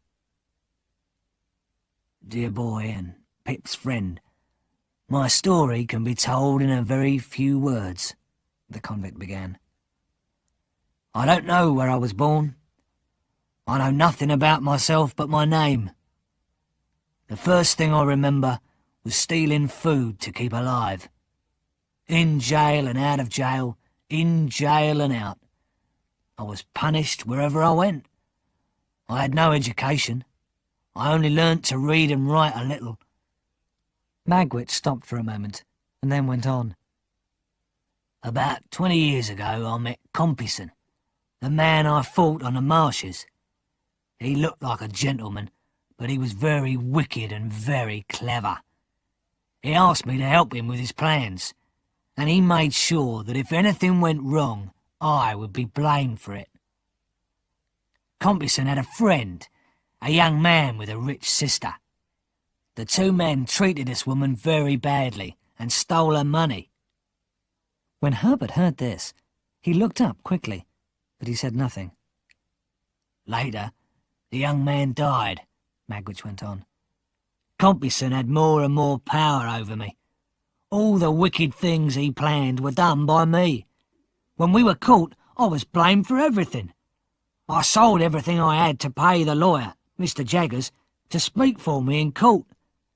But when Compeyson and me stood up in court, he was dressed like an honest gentleman, and I looked wicked and dishonest. So he was sent to prison for 7 years. I was sent to prison for 14 years, and we were both sent to the hulks. One day, I had a fight with Compeyson and cut his face. I escaped from the hulks onto the marshes. That's where you helped me, dear boy. When I found out that Compeyson had escaped too, I caught him and waited for the soldiers to come. So, instead of escaping, I was transported to Australia for life. And Compeyson? I asked quietly. Where is he now? Oh, I never heard of him again. He may be alive or dead, I don't know. But if he finds me here, it's death for me, or him. The old convict said no more, but smoked his pipe and stared at the fire. Herbert passed a piece of paper to me. On it, he had written these words. Miss Havisham's brother was the young man. Compeyson was the man who was going to marry her. But he stole her money and left her on her wedding day. I looked at Herbert, but said nothing. I was trying to think. If Compeyson was alive, he might find out that Magwitch had returned. Herbert was right. Magwitch was in danger in London. I had to take the old man away as soon as possible. That same day, we found a cheap room for him to stay in. Some days later, Herbert took Magwitch to the house where Clara lived with her father. The house was at Old Millbank, a quiet place near the river. Magwitch could live there on the top floor. As soon as possible, we would get him out of England. We told Wemmick of our plan. He promised to warn us if anyone asked about Magwitch. Every time I went out, I thought that someone was following me. Was Compeyson alive and in London? Had he seen his old enemy? Did Compeyson know about me and Abel Magwitch?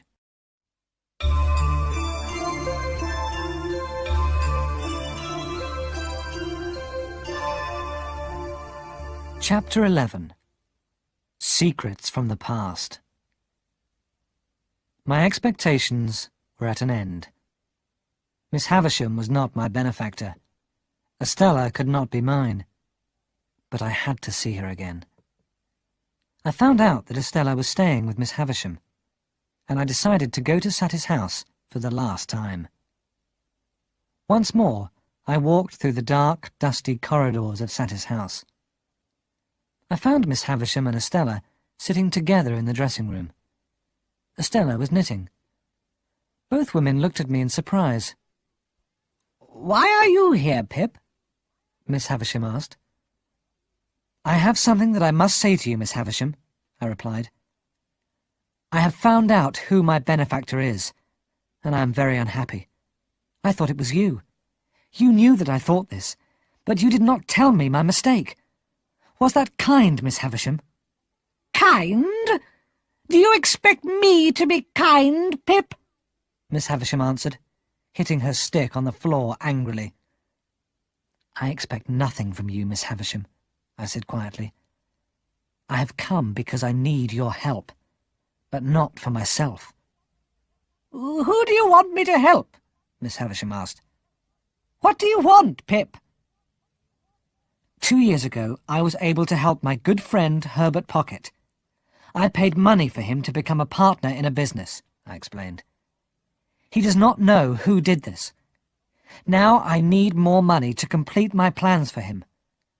I cannot take money from my benefactor. Can you help me?"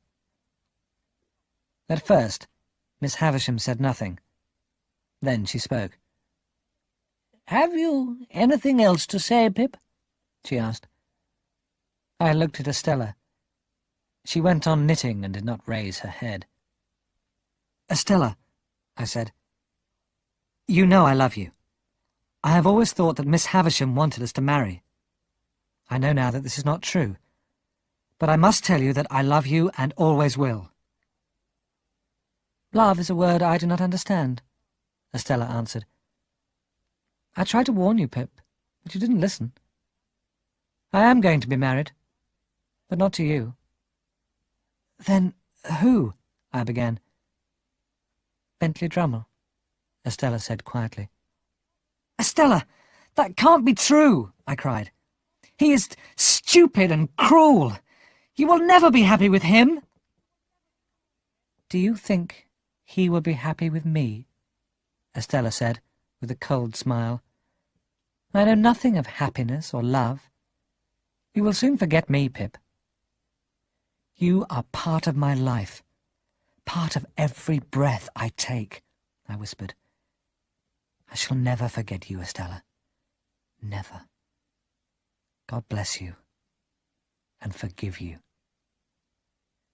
I kissed her hand. I do not remember leaving the room. I was in despair. Without waiting for the coach, I set off to walk the long road to London. It was after midnight when I reached home. I climbed the stairs to our rooms, desperate and exhausted. Fixed to the door was a piece of paper. "Don't stay here tonight. Go to Old Millbank at 8 tomorrow night. Burn this note." The message was in Wemmick's writing. I stayed at an inn and waited for the hours to pass. At 8 o'clock that night, I was outside the house at Old Millbank. I knocked at the door and Herbert opened it. He took me inside and spoke quietly. "He is safe now," Herbert said, "but there is danger. Wemmick found out and warned us. Come upstairs and see Magwitch." Abel Magwitch was sitting quietly by the window of his room. He was looking at the river below him. His face looked old and gentle now. "I'm pleased to see you, dear boy," he said. "Compeyson is in London, looking for me. Compeyson found out that I had come to see you. But Herbert thinks I'm safe here, and Jaggers knows everything." "This is a good place to be for another reason," Herbert told me. "When you and Magwitch are ready to leave, we can row him down the river ourselves. You can get on board a ship at the mouth of the river. Compeyson would not expect you to escape like this. You will soon be far away." "When do we go?" I asked quickly. "Soon, Pip," Herbert said.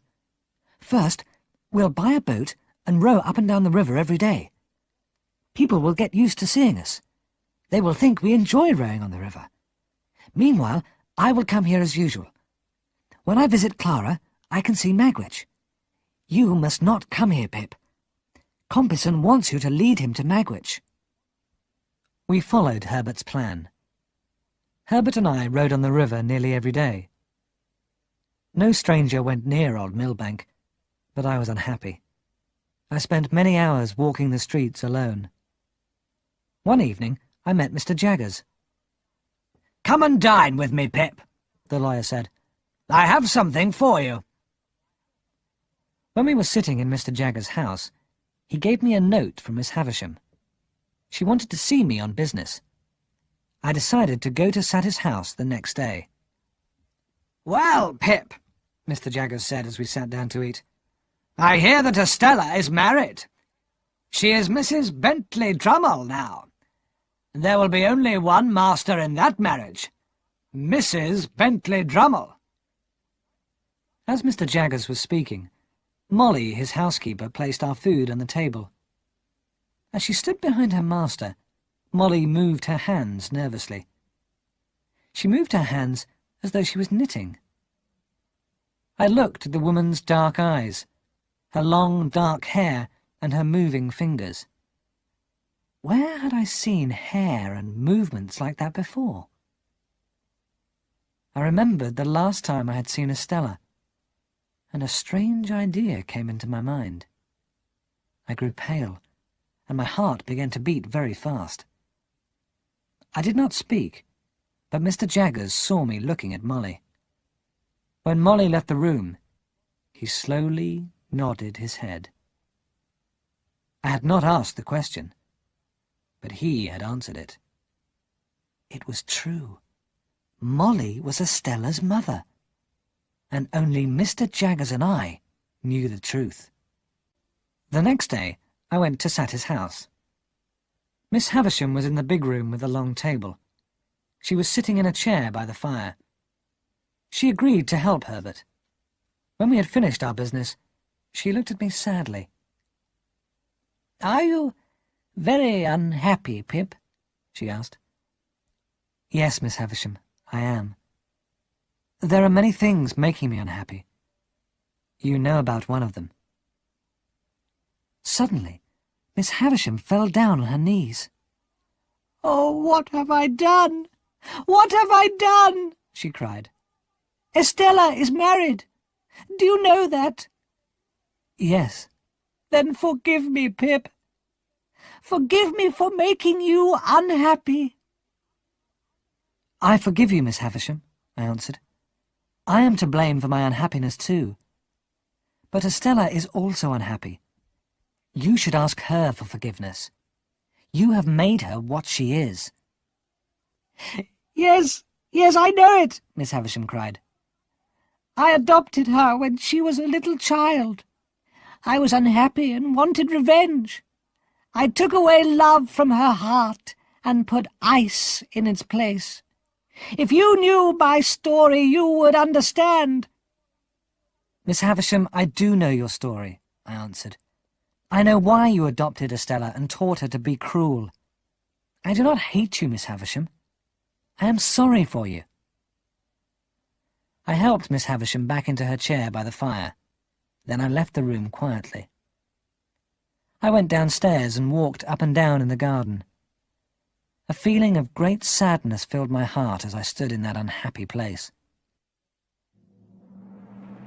I knew I would never return to Saty's house. I ran upstairs quickly to see Miss Havisham for the last time. She was sitting quietly by the fire and did not move. As I turned to go, a great flame sprang up suddenly from the fire. The flame leapt onto Miss Havisham's old, torn clothes. As I stood there, she ran towards me, crying out in terror. Her torn clothes were burning fiercely. I pulled off my heavy coat and threw it over the screaming woman, pushing her down. Then I dragged the cloth from the table to cover her. The remains of the ruined wedding feast crashed down. There were clouds of dust, and mice and spiders ran across the floor. Miss Havisham screamed and screamed with pain.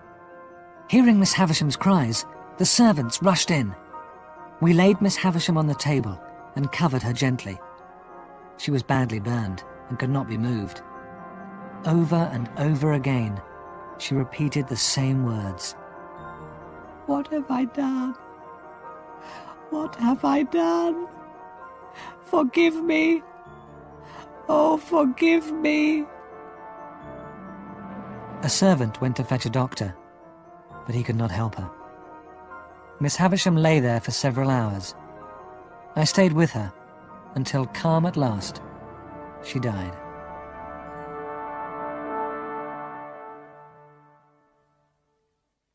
My hands and arms had been badly burned. Herbert came to Saty's house, and he took me back to London. There he looked after me. He was kind and gentle. At first, my mind was confused, but with Herbert's help, I slowly grew stronger. My first thoughts were for Magwitch. "He is safe," Herbert told me, "but as soon as you are well, we must help him to escape." "I like him better now," Herbert went on. "We have talked together many times. Did you know he once had a wife, Pip? Magwitch's wife was a wild young woman and very jealous. She thought another woman wanted to steal her husband, so she fought the woman, and the woman died. Magwitch's wife was put on trial for murder." "Murder?" I repeated in horror. "Yes, murder. She was put on trial, but Mr. Jaggers was her lawyer. He spoke for her in court, and she was acquitted. Magwitch and this woman had a child, a little girl," Herbert went on. "Magwitch loved the child very much, but after the trial the woman and the child disappeared. Magwitch never saw them again." "Herbert," I said slowly, "how long ago did these things happen?" "About 20 years ago," Herbert answered. 3 or 4 years before Magwitch saw you in the churchyard. You reminded him of the child he had lost." I sat up slowly. "Herbert," I said, "I have something to tell you. I am sure it is the truth. The man we are hiding, Abel Magwitch, the returned convict, is Estella's father."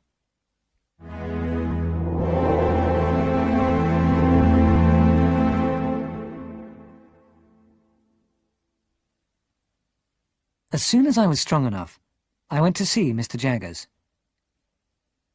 "We know who Estella's mother is, Mr. Jaggers," I told him. "Estella's mother, Pip?" Mr. Jaggers said carefully. "Yes, I have seen her in your house, Mr. Jaggers." The lawyer said nothing. "I now know something more. The name of Estella's father," I went on. Mr. Jaggers looked at me sharply. "His name is Abel Magwitch," I said, "and Abel Magwitch is the man who is my benefactor." "Why does Magwitch think this?" Mr. Jaggers asked in surprise. "He doesn't think this," I answered. "He does not know that his daughter is alive." I told Mr. Jaggers everything I knew, and the things I had guessed.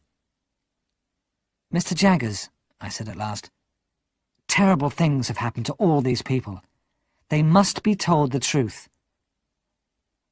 Mr. Jaggers thought for a time before he spoke.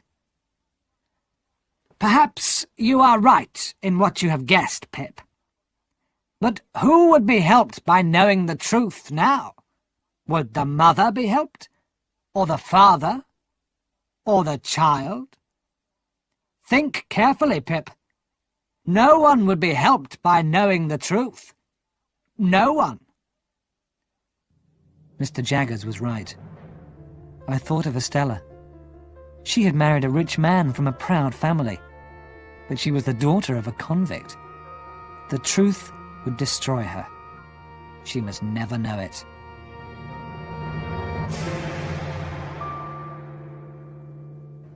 Chapter 12. Escape. It was now March. My burnt hands and arms had healed. Herbert and I decided it was time for Magwitch to leave England. I liked the old convict very much now, though I refused to accept his money. I had to help him. I had to get him to a safe place. We found that a ship was leaving London for Hamburg in a few days' time. The big paddle steamer would come down the Thames at high tide. Our plan was to row down the river towards the sea. Magwitch would be dressed as a river pilot. He would carry a black bag and wear a thick cloak. The captain of the steamer needed a river pilot to guide him along the river to the sea. Magwitch and I would board the steamer and leave England forever. The day came for us to leave. In the evening, Herbert and I left our rooms and rowed down the river to Old Millbank. Magwitch was waiting for us. He got into the boat and sat down. "Dear boy, faithful dear boy, thank you, thank you," he said quietly. His voice was more gentle now. He was peaceful and quiet. For the first time in his life, people had cared for him and spoken to him kindly, and so he was no longer the wild and terrible man I had first met. "If all goes well, you will be a free man in a few hours," I told him. "Well, I hope so, dear boy. The water is moving quietly and there seems to be no danger," he said. "But we don't know what will happen today or in the future." We rode all night. Sometimes Herbert rode, sometimes I rode. We stopped from time to time to rest and eat. We listened for the sound of another boat, but we heard nothing. No one was following us. By the time it was light, we were a long way down the river. We moored by the bank and waited for the great paddle steamer to pass. When we saw the smoke of the steamer, we started rowing again. We rowed strongly towards the middle of the river. Then, to my horror, I saw another boat moored ahead of us. When we had passed, it moved quietly out from the bank to follow us. It was a larger and faster boat than ours.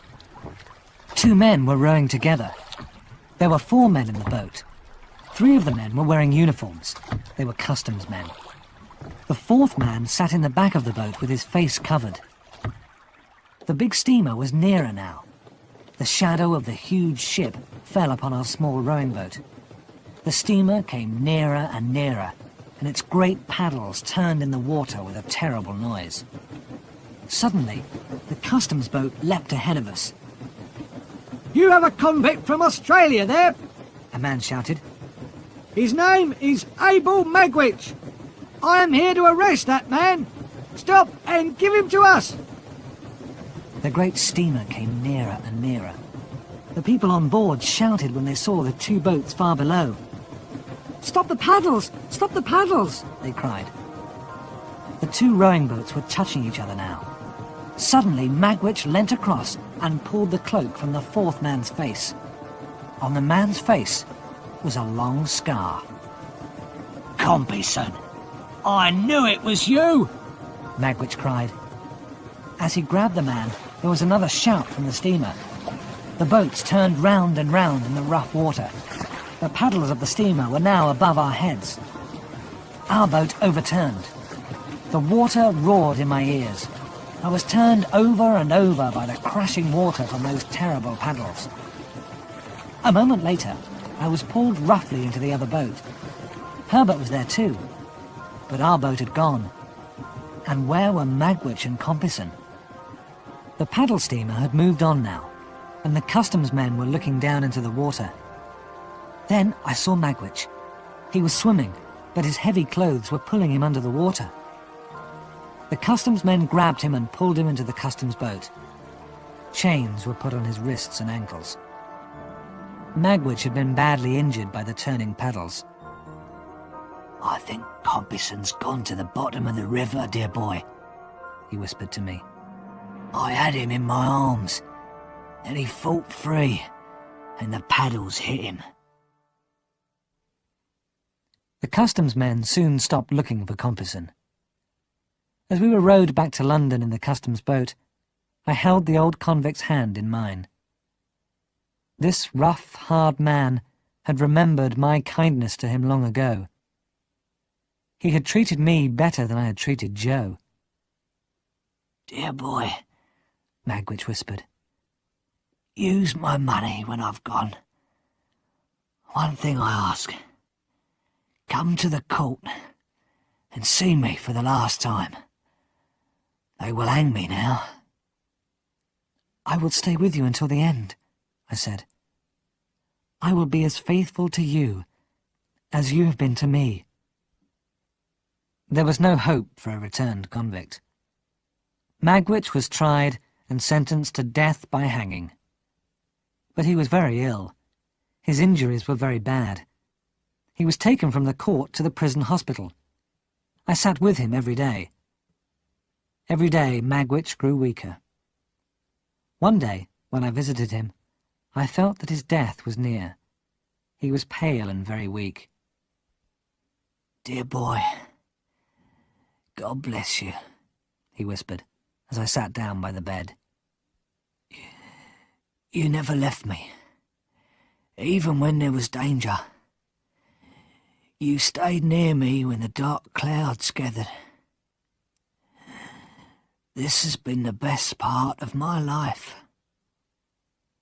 His breathing was very bad now. He lay back on the bed and closed his eyes. I held his hand in mine. "Dear Magwitch, I have something to tell you," I said quietly. "Can you understand what I say?" The old convict held my hand tightly. "You had a child once, who you loved and lost," I said slowly. "She lived and found rich friends. She is a lady now, and very beautiful. And I love her." With the last of his strength, Abel Magwitch raised my hand to his lips. He opened his eyes and looked at me. Then he smiled, and his eyes closed again, forever.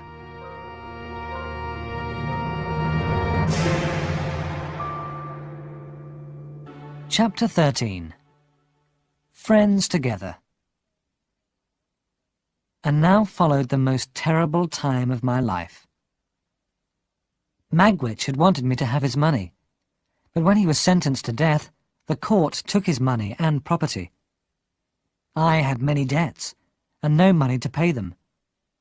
When Magwitch died, Herbert was abroad on business. I was alone. I became very ill. I had a fever, and could neither move nor speak. In my feverish dreams, I remembered everything that had happened to me. My thoughts were strange and confused. I thought I was in the river again, turning over and over in the crashing water. Then I thought I was a little child, sitting beside Joe. More and more in my dreams, the face I saw was Joe's. Joe, who had always been kind, had always been ready to help me. Joe, to whom I had been so unkind and so ungrateful. Then one day I opened my eyes. I was very weak, but the fever had gone. And there was Joe, sitting quietly by the window, smoking his pipe and smiling at me. "Is that really you, Joe?" I said. Of course it is, Pip, old chap. Waiting to help you, as always, Pip. "Oh, Joe, I've been so ungrateful," I said. "Why are you so good to me?" You and me were ever the best of friends, Pip, Joe answered. When you're well enough, we'll leave London and go back to the country, Pip, old chap. "How long have I been ill, Joe?" I asked. How long? Joe repeated slowly. Well, it's the end of May now. Tomorrow is the 1st of June. And have you been here all this time, Joe? That's right, old chap. Mr. Jaggers told us you were ill. Biddy said I must come to you at once, so I did. Biddy is a very good woman.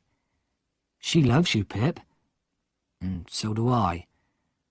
Biddy has taught me to read and write. She has told me to write to her about you. As I grew stronger, I told Joe everything. I told him how rich I had been and that now I was poor. But Joe did not want to hear. Pip, old chap, we've always been the best of friends, Joe said. Why try to explain what's past? When you was a child, I tried to save you from Mrs. Joe and Tickler. Now I want to keep these troubles from you. There's no need for money to come between us. It never did before. With Joe's help, I was soon able to walk a little. My fever had completely gone, and I felt better every day. But one thing worried me. As I grew stronger, Joe became more awkward and uncomfortable with me. He even began to call me Sir. One night, Joe came into my room and asked me how I was. "Dear Joe, I'm completely well now, thanks to you," I answered. Joe touched my shoulder with his great hand. Then, good night, sir, he whispered. In the morning I got up and dressed. I called to Joe, but he was not in his room. His luggage had gone. Joe had left a note on the table. As you are well again, I am leaving you. You will do better without Joe now. Ever the best of friends, Joe. With the note were all my bills. Joe had paid all my debts.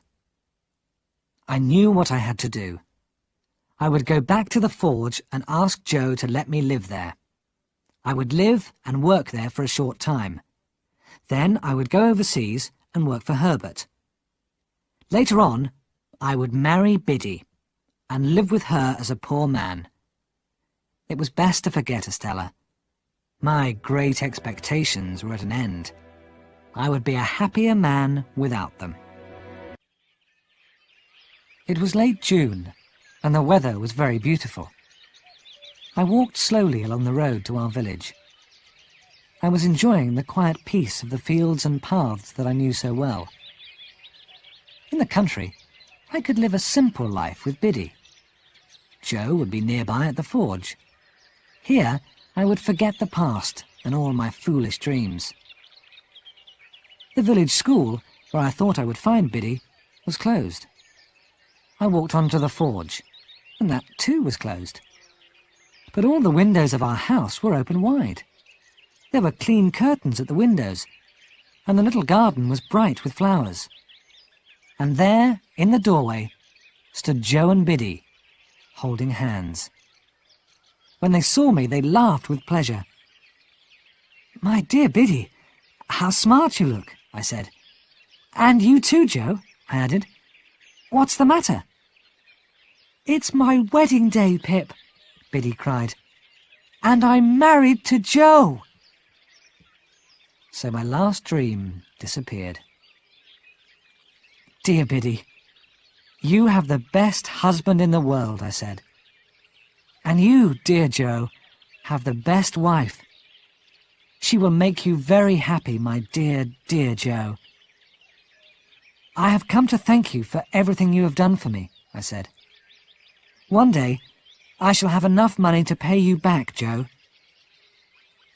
Perhaps you will have a child, a little boy," I went on. "Tell him how I love and respect you both. Teach him to grow up a better man than me. And forgive me, dear Joe, for the wrong I have done you." Pip, dear old chap, there is nothing to forgive, Joe said. God knows, there is nothing to forgive. "Nothing to forgive, Pip dear. Nothing to forgive," Biddy whispered.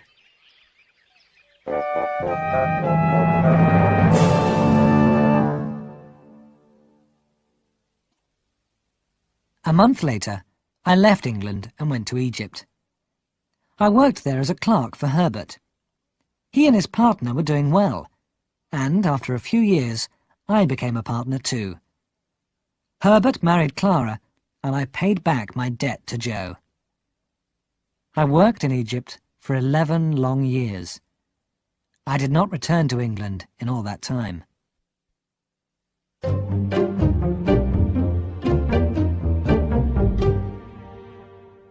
Then, one evening in December, I returned to the old forge. I opened the kitchen door quietly and looked in. There was Joe, sitting in his place by the fire. And there, sitting on a stool next to him, was a little boy. We called him Pip, after you, Joe said.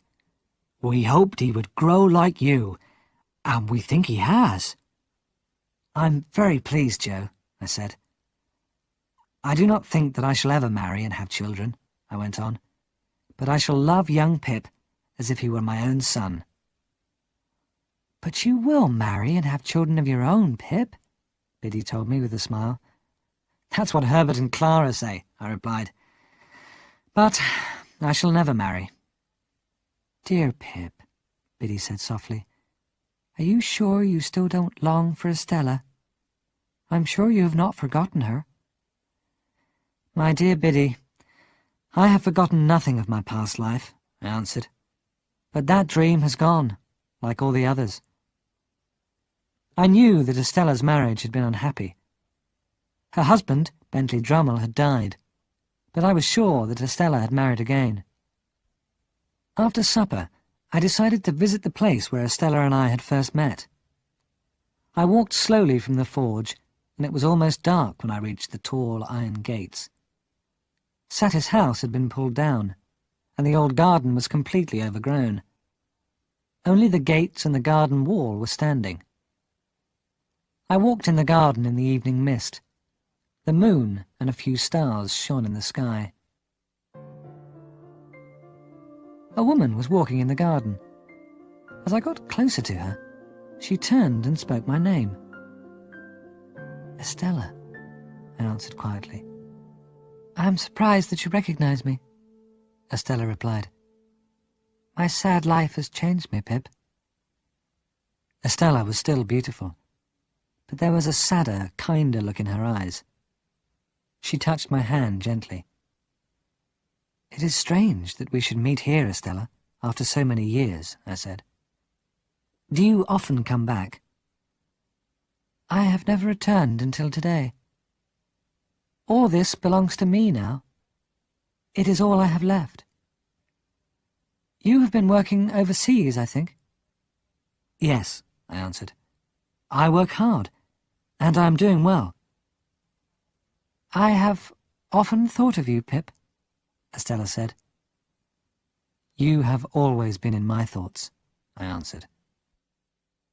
It is strange to be here, in the old place again, Estella said. I have changed. I am a better person, I hope. You were kind to me all those years ago, Pip. Be kind to me now. Let us part from each other as friends. We are friends, I answered. Friends who will never part.